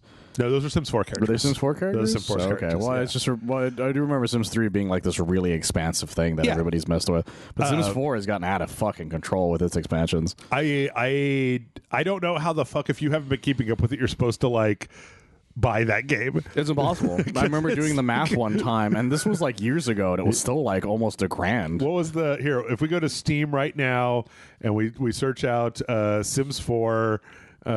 Usually Steam will have like that'll tell you Sims 4 is free, and then content for this game, browse all 92.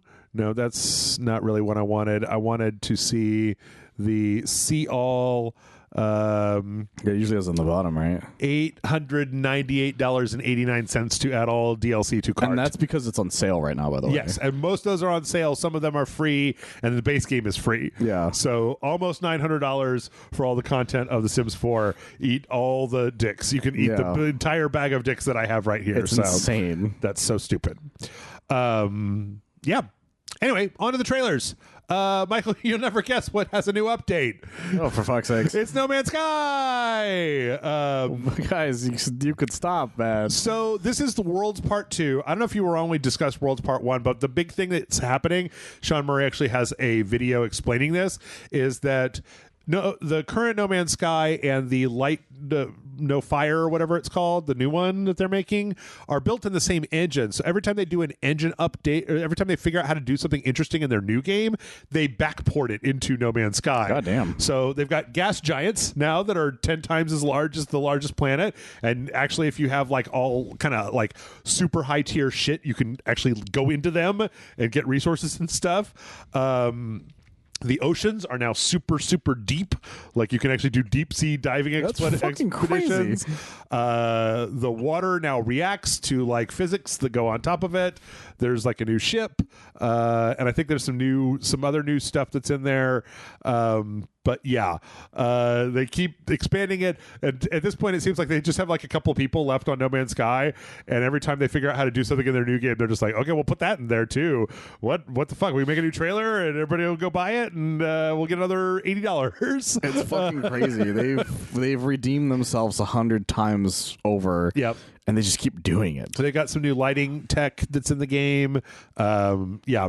I personally just think that like they could have just had the gas giants because they're apparently like so fucking close to the other planets, which is stupid, but whatever. But they're part of the horizon, and it's just like, oh shit, that looks cool as hell. Even though no planet could survive being that close to a gas giant, it would be ripped to pieces. It would die so fast. But and they just keep doing it. They just keep doing stuff. So yeah, if you want some new shit in No Man's Sky, bada bing, bada boom, you got some new shit in No Man's Sky.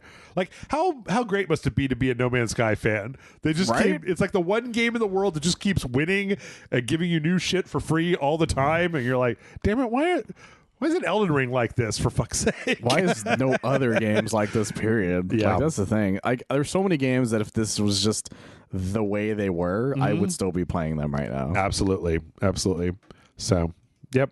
There's also a 6-minute No Man's Sky deep dive with Sean Murray, but it's mostly just showing off more of this particular update, and it looks great already, and it's fantastic, and I don't know what else you want. So shut up, Sean Murray. Let's see. If you want to go into outer space, we also got an announcement trailer for another DLC for Everspace 2 called Wrath of the Ancients. Everspace 2 seems like it's got a lot going on, but I keep waiting for them to update it for the PS5 Pro, and they keep not doing that. But this seems to tie pretty heavily into the story of Everspace 2, where you've got these kind of ancient, giant spacefaring civilizations that are like fucking up whole sectors of space, and you've got to like fly you fly a fighter in Everspace, so it's not like you fly a capital ship, but you're flying around these gigantic things. The last update had a bunch of gigantic stuff in it, and I think they really like the idea of like big ass shit in space. I was a big fan of fighting giant things in space. Yeah, like whenever it came to like games that would let you do it in ways that weren't like annoying. Yes, there's a lot of games where they'll do it, and they're just like, well, you got to hit the same like thing that does like a quick time event or something over and over again. But space games usually did a really good job of like fighting giant things. Yeah. And this looks fantastic. Like everything in here looks really impressive. 100%. Like it's all very good looking. It's got a very good lighting engine. Someday I'm going to get in there. I'm going to try out that Everspace too, but not right now. I got 2 other games that are already sitting. I'm in the middle of one, and I got 2 more that are just sitting there. And then that stupid Abiotic Factor game has an update next week. And does it really? I've spent like a week playing the shit out of that game, and I'm gonna get fucking sucked back in. So, let's see. After that, we got Space Engineers 2 launched itself into early access this week. And I thought about putting it on RageSelect, and I was like, I don't know if people would want to watch this, because right now Space Engineers 2, it has no combat. It is just building shit. Yeah. It's too much. Like, what's an alpha? So, like, it depends on how much there even is to do in it.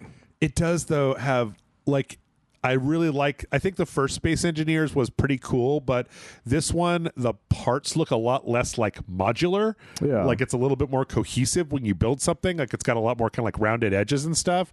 And in this trailer, they show off how you can basically like you can copy like a piece of a ship and then basically just like clone it and paste it onto another part in order to like, okay, I want those engines that I built that were really good. Yeah. That's fascinating. And it looks really cool. It looks right up my alley. But as I just said, I'm in the middle of one game and I have 2 more games after that to play. So that's the tricky thing about gaming. And like if this game had like some kind of pew pew action guns in it, I would have already bought it and started playing it obsessively, but not yet. But I love the fact that you can build a giant ship and you can like look out the window at the asteroids. You can build like bases, shuttles, and like rocket pack through places. Yeah. I don't know. Looks pretty cool, and I totally want to play it. So that's so crazy. Yeah. But like, you know, the days of alphas and betas is now, especially with the fact that funding is no longer like guaranteed. Right. Well, you know, I think the last few years of games have shown us that if you can build up a relatively engaged fan base, they don't have to be huge. They just have to be willing to spend some money. Yeah. And if they can spend a little bit of money and you've got like a small enough team that is not beholden to a publisher or a shareholder, you can crank out some cool stuff in Unreal and Unity and all that stuff. 100%. But yep, I'm gonna wait for the lasers. Once I put them in the lasers, I'm gonna do that. Okay. So let's see. In other spacey technology futuristic news, we had the launch trailer for Synuity Echo of Ada, a game that Michael and I played last week.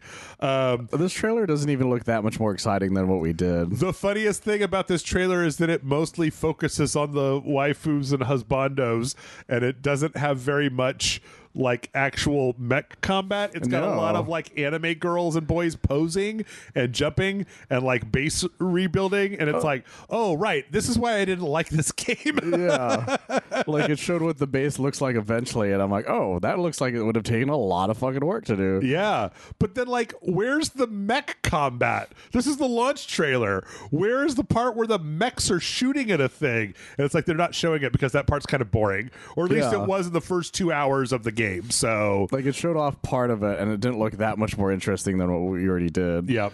And then at one point it showed one of them bathing. Yep. And I'm like, why? What is this? Okay, fine. Yeah, I don't know. Part of me wants to go back to this game and keep playing it because I'm like, is there something here? Am I missing it? Is there a point where this is going to become better? And I don't think it is. We could have saw him bathe, apparently, Jeff. Yeah, we could have seen bathe. Gordito, yeah. But then, like, I looked up the Metacritic for this, and I think that, like, when we went to play it, or when I put it on the schedule, I think I was like, oh, it's probably okay. It's got a pretty decent. It's got a pretty decent review score. It was like over 70, and now it's like down to 67, but the user score is 3.6. Oh my god, I'm not surprised about it at all. And I'm like, oh, okay. So yeah, this game just is. It just wasn't doing it for us, and because the second part is really where we were like, oh, we're not doing anything interesting anymore. Yeah. Yeah. And if you want some action, maybe don't play Synuity Echo of Ada. Maybe play Fortnite and grab that Kaiju number 8 pack that they just put in. Oh yeah, I kept seeing ads for that. Yeah, with like we've got the sassy lady. I forgot all their names except for the main guy's name is Kafka. Okay. He's the one that turns into the thing, and I only remember because he's named Kafka. Yeah. He's also like a 40-year-old man, and everybody else is like an 18-year-old teenager. I can see that. So they've got the skins for them, and then they've got the Kaiju number 8 skin, and they've got some emotes. And, you know, like everything in Fortnite, it looks pretty good, even if, you know... it looks fine, yeah. A lot of the anime skins are hit or miss, but those actually look pretty good. Yeah, they've got pretty simple designs. Yeah. And they all, like, have very similar outfits, and so it was probably very easy to spend time on the body, right, to make them all look the right way. So that makes sense, yeah. Yep. Let's see. From there, we have the gameplay overview for Sniper Elite Resistance. Oh, jeez. Which is 20 minutes of 12 minutes of how does Sniper Elite work for those of you who don't know. There's just so many x-rays. So many of them. The thing is that the main character in this is a guy named Harry Hawker, and he was like a sidekick in the other games that accompanied their butt sniper. Oh, okay. Like in 4 and 5. Michael, I paused on this guy for a reason. He looks like he's never slept in his life. He also looks like he took a bath like 2 months ago. Oh yeah, like no, he's been at war for like 100 days or something. He looks like he drank an entire bottle of Jägermeister like an hour ago. Like he has all the PTSD. And his name is Harry Hawker. Yeah. Like, what is happening here? That's such a crazy... Oh, my goodness. But yeah, this appears to be not like Nazi zombies and not like the main game. Well, this appears to just be a new Sniper Elite game, but with the added option of... You can play it online co-op. Yeah. And, you know, by the time this comes out, I will have recorded for it already, but I'm really interested in playing it online co-op because I want to know what happens when the other person gets a headshot. Do I get to see the X-ray kill as well? Yeah, how does that work? Like, can you also shoot a guy at the same time? I think so. I don't know. I'm going to find out tomorrow as of when we're recording this. I got to get this fucking puffy, drunk, unshaven lunatic to go spray down some nazies with some gunfire. That man has seen things. He looks so rough, especially when they show the main character from the other game, and he's like, his hair's nice and combed. He looks like he's had some sleep. He's like moisturized a little bit. He's shaved. He's the model version of the... It's like when you watch those movies where it's like the guy who's like clearly the model they hired. Yeah. But the guy next to him is like some dude off the street. It just looks fucking horrendous compared to them. The Sniper Elite version of Goofus and Gallant. Yeah. Like, I don't know what happened to Harry Hawker to make him like this. Yeah, but, he looks like he's had a terrible time at war. But you know what? I think he's the right man for the RageSelect job. Yeah. I think if RageSelect is going to play a Sniper Elite game, we need somebody that looks like they just woke up in a ditch full of glass and barbed wire. Also, and I didn't know this. Okay, this game is on Game Pass, so that's just for FYI. But there is launch day DLC for this game that is $6.50. And it is killing Hitler because they know which side of the bread is buttered. Kill Hitler is the best fucking objective you can get in any game. And this time it's like Hitler has gone to like a movie set to do like propaganda film, and you've got to sneak on and kill him when he's in the middle of doing his bullshit. That's amazing. Every time they put out a Sniper Elite game, there's a Kill Hitler mission, and I play them every time, and they are amazing. More games need a Kill Hitler option. Yeah. Bionic Commando can't be the only one that has it for outside of these games. What was it, like 3 or 4 when Grant and I played it, and we spent like 15 minutes trying to hit his nut. Like we killed him. We killed him a lot, but we were just. It took so long for us to find that testicle in the haystack. So, but yeah, there you go. Sniper Elite still doing what Sniper Elite do. Let's see. We got another sniper game. This is called Sniper at Work. This one is really weird because it's like a game where you like it's kind of like a top-down point and click game, kind of like those like the Desperados or something. Yeah. But then at the end, it's like you set up with a sniper rifle and then you shoot people, so you do like prep work and scouting and stuff, and you're just playing as some kind of like weirdo. And I watched this and I was like, oh, this seems kind of interesting, like the kind of split between the different gameplay modes. And sometimes this is one of those, those kind of low budget games that could be pretty good. Yeah. So I don't know, like it seemed okay, and then I got to the very end and there's a picture of like the main character and he's like a hobo man. He looks like he was related to Trevor. Yes. And Grand Theft Auto, Trevor's uncle. Almost exactly the same. But then I kept looking at the picture and I was like, is that AI? And then I started looking, Michael, at where his left hand is. Like his right hand is holding the gun barrel, and his left hand appears to have merged inside of the gun behind the thing, because it's not where you would put it if you had your hand on a handle for a gun. No, it doesn't make a lot of sense. No. Because he's like this or something. It doesn't make any sense. And then I started looking really closely at like his shirt and the way that the pattern disappears down here in the ruffles. And I was like, oh. And then I went back to the trailer and started looking at like the portraits on the cell phone. And I was like, oh, I think this is a combination of bad 3D assets and AI generated 2D assets. That's unfortunate. Which sucks because I thought I had a new sniper killer or something like that on my hands, and I was like, crap. It would have been really cool. Yeah. But I kind of slightly get it only because of the way people want to use AI to like shortcut to ways. Yeah. But sometimes it's just better to get to hire somebody. Yep. So I don't know. Maybe it'll end up being good. But looks like it. I don't know. Like there's a level of quality implicit with the art, with the illustrations. Yeah. That when you realize they were probably just generated, it's like, oh. Yeah, when he had that cell phone, the guy had that hoodie on. I'm like, the way the hoodie's like proportion did not make any sense looking at it. Yeah. Like it definitely fused with the other part of it. Yep. That's a shame. Yep. Because it does look like a cool idea. Yeah, it does. What's probably going to be a really cool idea, though, is Split Fiction, the new game from Joseph Fares from It Takes Two and A Way Out and Brothers. Yeah.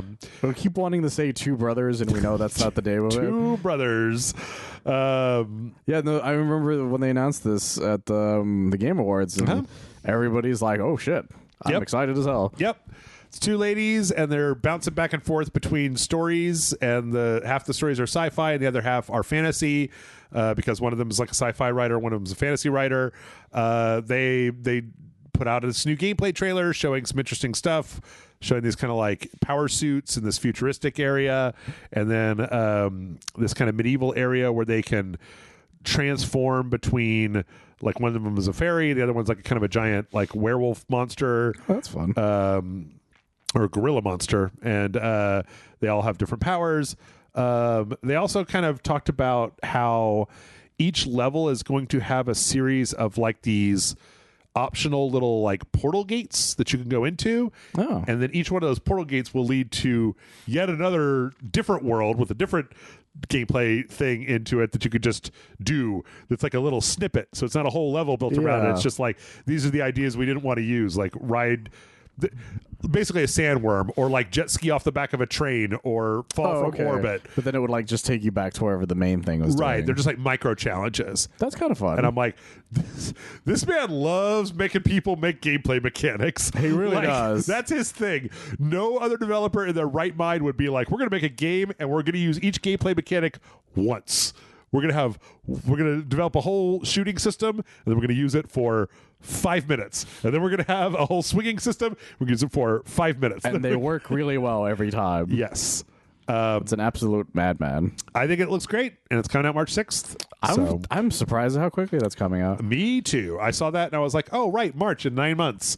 And I was like, no, March in like 40 days. Yeah, very, very quick time frame. So, and they announced it like in December. Yep. So that was not a long time. Held that shit. Not just that, but like It Takes Two was what, 2022, 2023? It was a very long time ago. No, it was like a couple of years ago, and was it's got another game out right now. I could have sworn it was a lot that long ago. No, it was. I think it was 2023. 2022, 2021. Okay, so it's 4 years. I'm not crazy. 4 You're years. Crazy. You're probably thinking of the re-release, because they did a re-release of it not that long ago. Oh, okay. Still, I remember Matt and I playing that. So yeah, see, the Switch version came out 2 years in 2022. Okay, I just remember winning the Game Awards. So no, yeah. Let's see.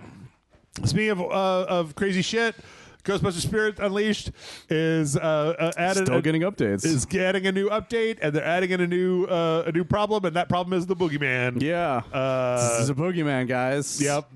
Gotta tell you, Michael, the boogeyman scared the shit out of me when he was on that show. I don't know why. I don't know anyone who wasn't scared of him on that show. Really? He's fucking creepy as shit. Yeah. And he's got like just the creepiest fucking voice. Yeah.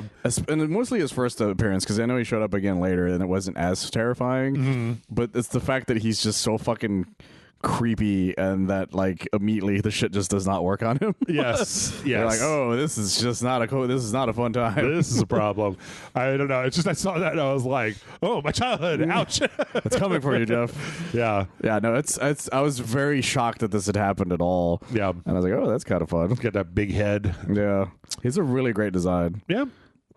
Let's see. Another strange, like dreamlike news, we have a game called Dreamless, which is another one of these like kind of walking around, like doing stuff in a creepy environment.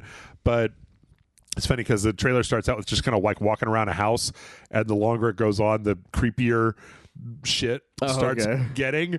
Like, I don't know. It's interesting to see that this is becoming like more of a thing that we're seeing these days. Yeah, it's a genre that some people got really good at, and there's some that are just like trying. Yeah. And a lot of the ones that tried usually take a lot of shortcuts that just don't work. This one looks like it's trying to be creative with the idea a lot. Well, the problem, Michael, is that it's impossible to know. Yes. It's impossible to know until you play it. Yeah. Because for all we know, this will not be coherent in any shape, way, or form once you get your hands on it. Yep. Or it could be like something that was not what you thought it was, because that's happened to us too. True. My favorite was that one that we tried. that was like based on a true story or some shit. Oh, and we Fears to Fathom or something like that. We broke it because we threw the pizza outside of the door and we couldn't get back to it. Yep. So we got the good ending, is what I call it. There's been like 2 or 3 more chapters from that series, that franchise. But I'm like, after that first one, nah, man, I'm not doing that again. Yeah, it was so funny. We broke the game, and I was like, I call this the good ending because nothing ever happened at the end. Well, because then when we went and looked it up, it was just like, and then some crazy woman shows up at your house. Yeah, that was it. And it was like, oh. And he hid because he was afraid of the woman. Yep. I'm like, the end. I was like, okay. Based on a true story. And I'm like, you don't have to base everything on a true story if that story sucks. Yeah. The story like isn't even as exciting as anything that's happened to me this month. Yeah.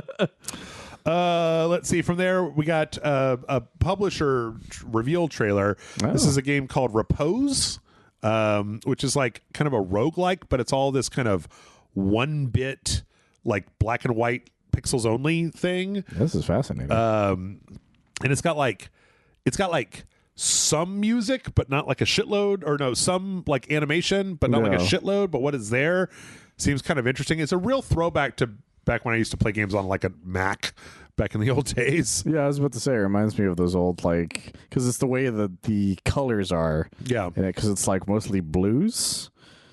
Blues. It's because it's supposed to be like white, but it's like kind of a shade of blue. Instead. Okay, I can see.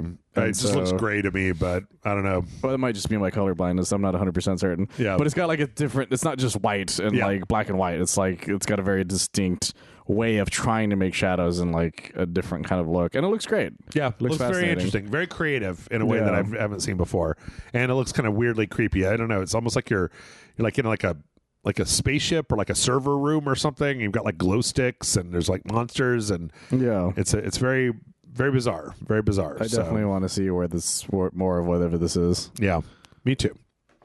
Let's see. From there, we also got a trailer. This is another weird one called the Urban Myth Disillusion Center, which is apparently just a visual novel. But the trailer for it is very like, I don't know. It's this like pixel based anime girls walking around like talking to people and examining different like curses and cursed objects and like looking up, mysteries and stuff. But I don't know. There's like a weird vibe to it that I really like. It's got a very specific kind of art style. Looks like it could be a little bit more engaging than just like a typical visual novel. Yeah, because there's actual like animations and stuff that are going on. Because we've played a lot of visual novels over the years, like outside of even the channel, and a lot of times they don't do a lot with. Like a lot of times it's like, oh, they fade in and out like the image or something, right? Or there's like a thwack and then they just sort of fade out and they're like, oh my god, I've been hit, kind of thing, right? Like it's like, no, I like when they do this sort of idea, like actual animations that are happening within the novel. The big question is, are we seeing all of it? Are these all of the good parts? Yeah, that's true. And in between, or is there just like lines and lines and lines of dialogue with no voice acting or anything? Oh, that's probably going to still happen, but at least there's animation for when shit does happen. Yeah, because that doesn't happen a lot of those visual novels, especially the ones that like are dime a dozen on Steam. It's just like the same images and it's just like fading in and out and nothing really happens. Sure, that kind of thing. So yep. Anyway, I don't know. Urban Myth Dissolution Center seems somewhat interesting. We got the launch trailer, speaking of weird shit, for Cat Detective Albert Wild. This is a hard-boiled detective story about a detective that is just like a guy with a cat head, like a really fake-looking cat head. I remember us talking about this a while back. Yeah. This came out this week, but I told Tessa that I would save it for them because it's a cat detective. Yeah. And it looks really strange. Like, I can't tell. Like, at first I thought it was choppy because it didn't run very well, but then I think that might be like a stylistic choice to make the trailer look like an old-timey movie. Yeah, I think it's sort. Like the idea of I keep forgetting about these weird things. I think the idea of it is to like make it like an old-timey, like a lot of the old-timey movies had that sort of weird slowdown because of the frames per second for it at the time. Yeah. So I think I want to say that's what they're going for. And there's like a lot of really weird shit going on in this trailer. 100%. This is like, if you need to look this up just to see what the fuck's happening, because it's a lot of just random nonsense. And like, there is voiceover and stuff that's happening in it. Yes. But it doesn't make it make any more sense. Not really. Not that much. It also won a lot of awards at a lot of things. Yeah, which is interesting. A lot of little festivals, indie festivals of some kind. Yeah, but there's like teleportation, like alligator gangsters. And I cannot stress this enough. Everybody looks like they've got the proportions of like a person, but then with a giant animal head that is obviously not like no lips move, no blinking. It's just like this weird huge mask. It's like they're all wearing like Hotline Miami masks or something. Well, that or like they remind me of King and like Tekken. Yeah, like yeah. That's like because they don't ever move their mouths, but they're clearly just like normal guys. Yeah, that's fascinating. It's very strange. It's very strange, except for like a couple shots that might be, but we never see them. So I don't know. Yeah, it's shadows on the wall. Yeah. This game is out on Steam. I'm sure that it costs less than $20. Hopefully, but it looks interesting enough. Yep. Let's see. From there, I'm going to skip this one. This is the Avowed is getting ready to come out, and they're putting out lore videos. That's fun. So they put out a lore video, and it wasn't very interesting, so I'm going to skip that. But we also got, I believe, next week, Kingdom Come Deliverance 2 is out. We got this kind of CGI launch trailer for it that's interesting. That's kind of the main character with a bunch of kind of match cuts between different like fighting and dancing and like getting thrown around and getting knocked down and it's kind of cool looking. I don't know. I'm really curious to know if this game is going to be like a thing or not, because I think people really like the first one.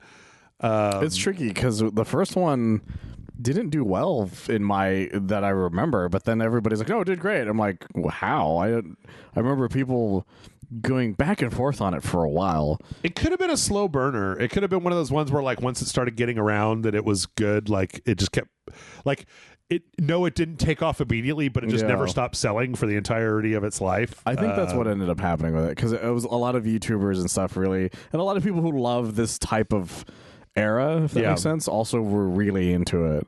Yeah, from what I heard. I don't know. I mean, like apparently they're going to make it a little bit more accessible than the first one, and that's really all I'm looking for. So. Yeah, that's true.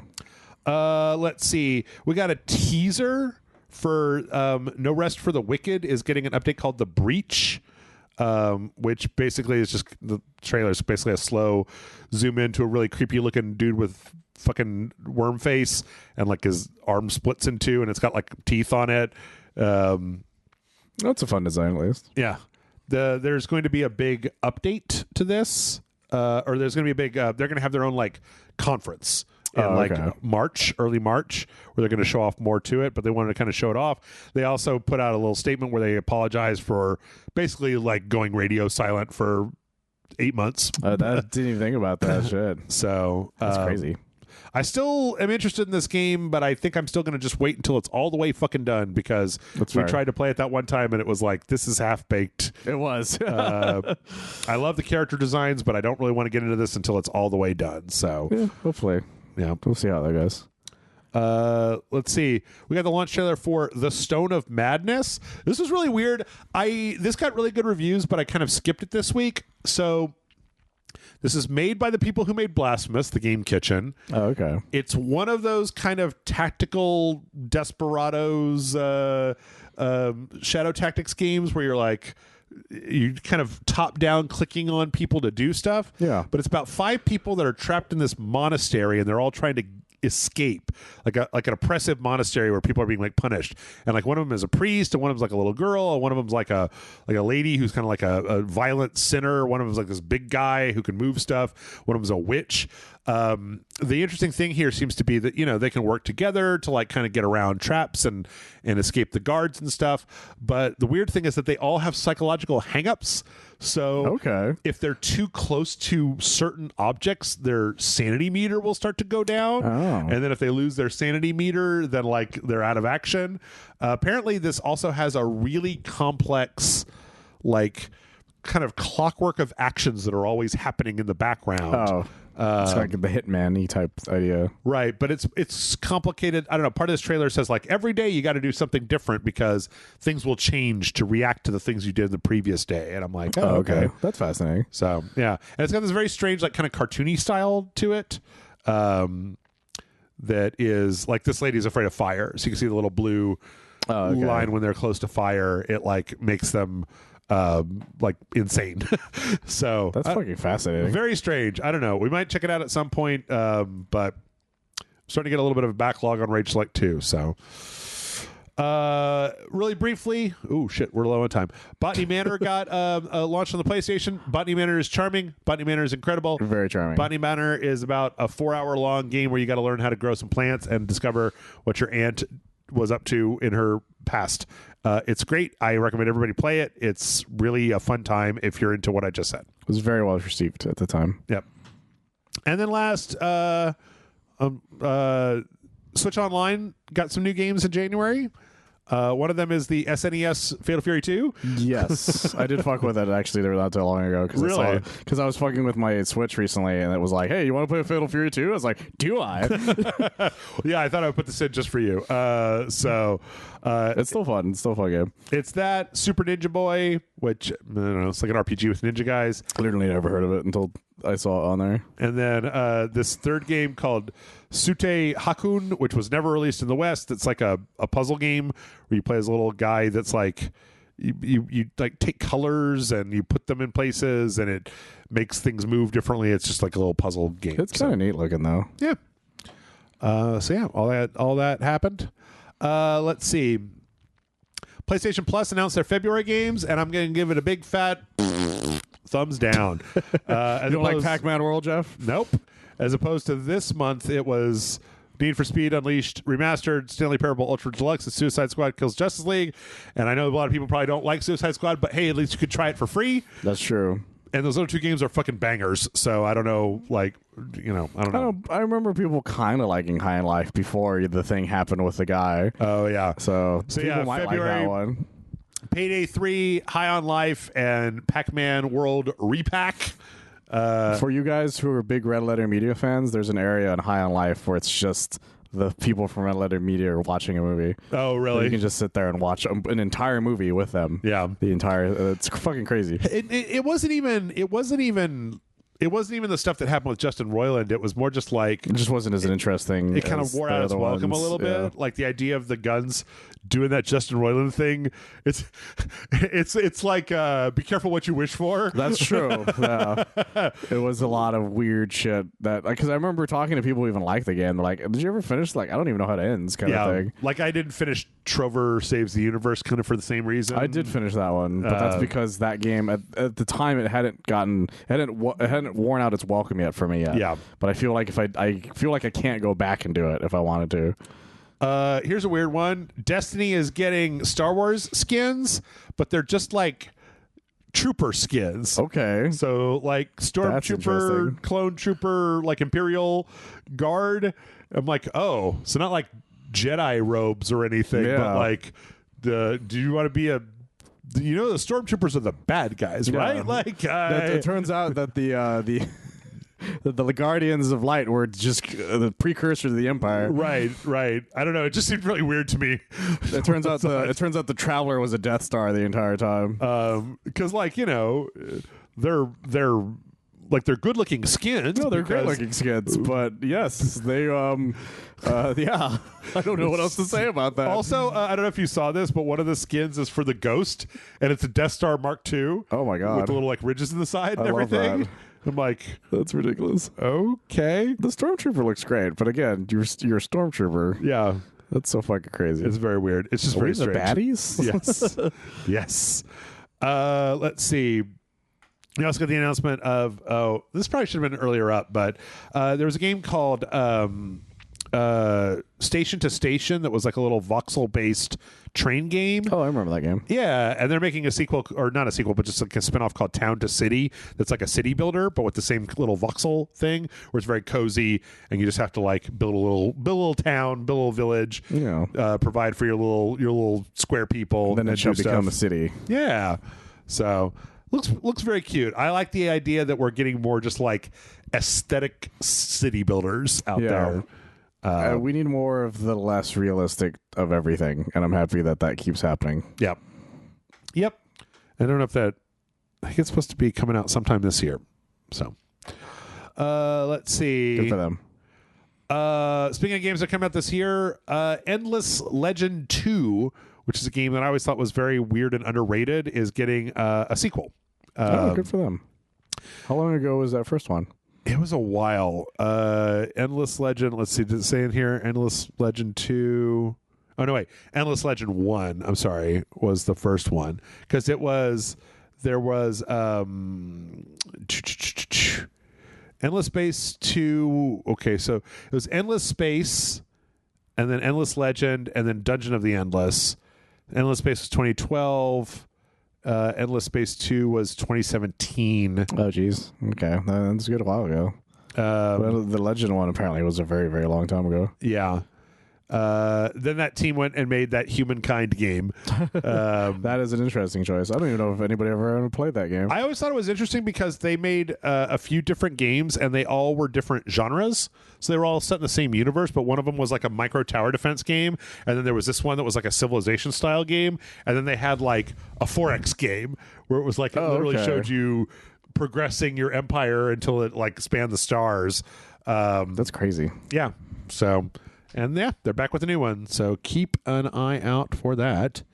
Let's see. From there, Sega has renewed their trademark for Skies of Arcadia. Oh, that's fun. But, you know, everybody should remember that, like, they probably don't want somebody else scooping up their trademark. That doesn't necessarily mean they're making a new Skies of Arcadia game. This is like that Echo the Dolphin thing where it's like, sometimes it's just a trademark renewal, you guys. That happens a lot, and a lot of times people are like, does this mean new this or that? And you're like, no, that probably does not. You just can't let your trademark lapse. So yeah, it keeps people from buying those trademarks as well as buying like website ones, because people do that too, where they buy like the websites for whatever the sequel might be. Yeah, just to keep people from like fucking with other people, kind of thing. Yep. So nothing concrete, but keep an eye on it. Here's a weird one. Okay, the Royal Shakespeare Company has announced a video game. The video game is based on Macbeth.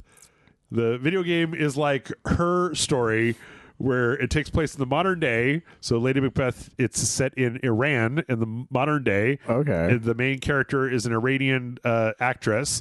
And it, like, the one screenshot we got of it makes it look like it's like a hack the computer, like going through your files style game. That's fucking weird. About a modern Lady Macbeth in Iran in the current year.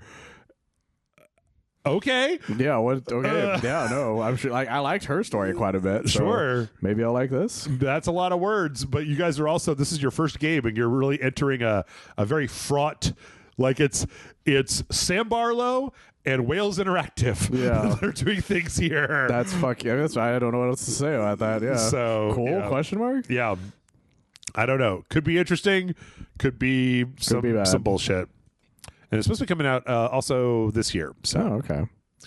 Let's see. Sad news. Fallout New Vegas had a giant mod that was called Nuevo Mexico that was supposed to basically be a kind of like Fallout London, but for Mexico, set in the Fallout New Vegas, like in that game as a mod for that game, has been canceled. That's a shame. It was one guy and 4 like people that were working on this, and he just came out and was like, "This is too much fucking work, and I can't do it. Like, I'm gonna go crazy. Yeah. We're working on it for like 5 years now, and we're nowhere close to being done. And it's just me and a few other guys that are all working our asses off, and it's not doing anything for anybody. So we're just gonna."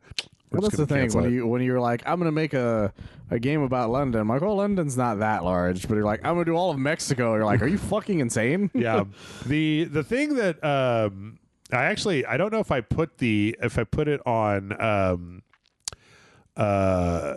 don't know if I put it on I don't think I put it on the channel. I might have talked about it at one point. I wasn't aware of this for a while, but there was a trailer for it that they put out, and it was actually pretty cool looking. It was, like I do like the idea of seeing what the post-apocalypse is like in other places, because they're so removed that you can really kind of have them be whatever you want to. Like Fallout London showed that you can really just kind of make up your own stuff, and that nobody's really beholden to anything specific because the games never talk about what's happening in Mexico. Yeah. So you can do whatever the fuck you want until somebody decides to change it on their own, but that's never gonna happen usually. But yeah, so and it looked like they were got some crazy sombreros and banditos and like these like kind of these weird like automaton robots, and they're getting somewhere with it. Yeah, they're working on it, but not anymore. But it's better to cancel something that you know is going to drive you crazy instead of letting it just drive you crazy. Yeah. So it wasn't like he was like being paid as a developer or something. Right. He just had this idea and then was eventually like, nah. Oh yeah, this is a very strange story. Wes Johnson, who was a voice actor for Bethesda, who worked on like Starfield and Skyrim and Fallout 3 and a whole bunch of other things. He played Fox in Fallout 3. Oh, okay. He went to this charity. He went to this. What is it? Oh, yeah. Okay. He volunteered to host a benefit event for the National Alzheimer's Foundation in Atlanta on January 22nd. He apparently flew in. He checked into his hotel. The next day, he was supposed to show up. They missed being shown up. Nobody could reach him on his phone. Eventually, his wife like got the hotel security to go in, and they found him. He was barely alive in his room, and they rushed him to the hospital. Got him somewhat stabilized. They still don't really know what the hell happened, but they opened up a GoFundMe for people to help support the family, which I think was looking for like $50,000 and has like $144,000. So at least he's well loved. Yeah. But he's awake, he's talking, but according to his wife, he's also quote unquote out of it. Is not entirely able to explain what happened. So poor guy. Good that he didn't. Good that somebody was watching out for him. So this is the assorted news at the end. We're getting a new Resident Evil movie. This is being made by the Barbarian guy, if I'm not mistaken. Yeah, he right? says he made Barbarian. What was his name Zach again? Krieger. Why does that name sound familiar? Wait. Oh, well, he was also one of the whitest kids you know. Oh, that guy. Yeah. He was Abe Lincoln. Now you fucked up. Yeah. He was also... It's so funny to think that the guy that made Barbarian was one of the whitest kids you know. So. It's also crazy to think if he was the Abe Lincoln who just said, now you fucked over and over again. Yeah. And saying that he died by getting his ass hammered. So that's always the funniest thing when you find out shit like that, like something you followed for a long time. Yeah, you saw the dumbest possible shit. They're like, no, he's doing this now. Yeah, like when those crazy YouTube guys made that horror movie. The guys who were supposed to make that Street Fighter movie. Oh, Talk to Me? To Talk to Me? Because everybody's like, it's a great movie. And I'm like, I watched those two guys get into fights with people dressed like Cookie Monster in skits. Like this, I'm supposed to take those guys seriously? Well, what's funny is that, he made Barbarian in 2022, but he also made Miss March, that was like a raunchy sex comedy. Which apparently is terrible. Straight to DVD, like 5% on Rotten Tomatoes. It's crazy that this guy went from that to making like one of the best like horror movies that people love. And I'm like, you know what? Good for him. I'm going to tell you right now, Michael, just some discussion on the Discord. There's no reason there can't be a good Resident Evil movie. There's no reason there can't be a good Resident Evil movie. It's just every time they make it, they focus on the wrong things. Like you've got your protagonist. It has to be goofy. It has to have a little bit of goofiness, not too much. No, you can not too much. You can take it not seriously in very specific points because all the Resident Evil games are like that. Even the ones that are scary have some of the funniest moments in games. Yeah, that like just randomly happen. I was incredibly terrified when the ceiling was about to crush poor Jill Valentine, and the first thing that happens after that is the iconic Jill sandwich line, and it's like. Okay, well, just go watch the opening cutscene of Resident Evil 1. Like exactly, it's a crazy series, and there's some really fun moments in the Resident Evil series. So. Yeah, I hope he can do it justice. I hope so too. I hope he brings a little bit of the whitest kids you know craziness charm into Resident Evil. I hope Abe Lincoln shows up. I remember the two sketches I remember from that is the one where the guy's doing PCP in the park. He's just drinking out of the big jug that says PCP. And then the one where the one guy is kicking the other guy on the ground and it keeps reversing it where he keeps picking him up and then throwing the other guy on the ground. And then eventually at the end he just throws both on the ground and is kicking both of them. The other one I remember, the reason I can't say the full title of it, but is because of what the joke was, where it was about a grape mascot. Yes. And he plays the guy who's just like, I don't think this is a good idea. Yes. He's like, I don't understand. Yep. Like, if you guys know what I'm talking about, you know why I can't say it. Also, but it still makes me laugh every time. You be careful if you start watching Whitest Kids You Know videos on YouTube. It will be in your recommendations for the next 9 months. Oh, forever. Forever. And you're welcome. Yes. All right. Last but not least, we got a couple of quick hardware updates. One, there's a company that has created. Do you know what the Mister is? No. Okay. I have no idea what that's supposed to be. The Mister is kind of a Raspberry Pi board, but it's what they call. I forget what the fuck they call these things. It's a. Oh shit! It's like a. Is it Fpga? It's a programmable like hardware thing. Okay. It's basically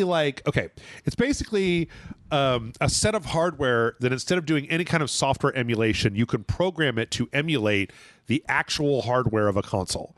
So instead of running like Super Nintendo ROMs on a piece of software that's pretending to be a Super Nintendo, you literally have like hardware that is emulating Super Nintendo hardware, but it's also programmable. Oh, okay. So you can change it. Well, over the weekend, there's this company, I forget what they're, Retro Remake, and they put up pre-orders for this thing called the Superstation, and it's a $180 PSX emulation machine with programmable FPGA programmable stuff. So it's really good emulation, one-to-one emulation. And they have it shaped to look kind of like a PS1. Yes. It comes in a few different colors. If you look at the ports, it's got like a VGA out because it can literally do that. But then it's also got an HDMI out. It's also got like USB ports. If you look at the front of it, it's got memory card and PSX input for the controllers. Those are the actual original. But then it's also got a USB port that you can use like modern controllers and stuff. That's fascinating. I've actually seen some stuff with this technology where it runs this shit like perfectly, no compromise, just exactly as it would on there. And these are $180 if you pre-order them. They will be $225 once they ship. Come out. Okay. Right now, they ship Q4 of this year, so if you order them now, you'll get them by Christmas maybe. Yeah, you got plenty of time, and that's fucking fascinating. What you can do with this thing. It's got a 64 gig micro SD by default. Mm-hmm. And then not just that, but they also have a dock that is going to be that's an optical drive. Oh, so you could if you have the actual games. Yeah, PSX games. That's fucking awesome. And they've got a $5, it's like a $5 deposit for when they come out. So for you to be able to finally pre-order yes. it. Now they also sell a thing called Mr. Pi, which is basically a Mr. FPGA board on top of a Raspberry Pi. Oh. And you can buy these for less, but not that much less. They're like $150 for the whole kit is $180, which is what the actual full-on thing is. Yeah. And this is a lot like the analog. You remember the GBA, and they had an N64 that they had pre-orders for that sold out immediately. There will come a day when there's a PS2 one of these, and when there is, I will pay any amount of money to buy it. I will pay any amount of money to buy it to have a PlayStation 2 with an HDMI port on the back that can support a modern controller. That can support a DualShock 5. I will pay any amount of money for that. It will be the best day whenever that happens. Yeah, because we will lose our goddamn minds. I can do a lot of PSX emulation. I have a PlayStation Classic, and you can load stuff onto those. Yeah. I do not really need help with the PSX emulation, but PS2, I can't even emulate the games that I want to play. So one of these days. Straight to the moon. Yep. And you know what? We'll finish it up real quick. Oh, God, because we're way over time. Somebody ripped their Steam Deck apart and made it into the Steam Brick, where they basically took all of the controllers and all of the screens and all of the input devices off of it and just made it a thing that can be plugged into a TV. And that's actually kind of cool. Or have a pair of AR glasses connected to it because it's got an HDMI out, and it's basically it can play anything that's Steam Deck certified. Yeah. So you would just connect the controller to it to be able to play it. Well, it's still got the wireless for the controller. That's what I mean, yeah. Yeah, you can do wireless to control it. So that's fucking interesting. Yeah, it's an interesting project, but the guy is just like, do not do this. Yeah. This is horrible. Do not do this. It probably barely works kind of thing. So, yeah, and that's the show. Michael, why don't you tell the folks where they can find you when you're not over here helping me out? You can find me on onefs.net. We do a lot of movie, television reviews. You can also find me on Supermaniacs on YouTube. It's a Superman podcast I do with some friends. Yep. Check out links down below. And hey, patreon.com/RageSelect. It takes a lot of time and a lot of effort for me to read all this bullshit every week. So if you appreciate it, if you appreciate me killing 2.5 hours of your time, show your love with $5. That's all I'm asking. Just $5. Just $5. All right. That's it. The fuck out of my house. Or no, that was mean. That was a little meaner than I meant to be. Have a good day, everybody. Outside of his house. Outside of my house.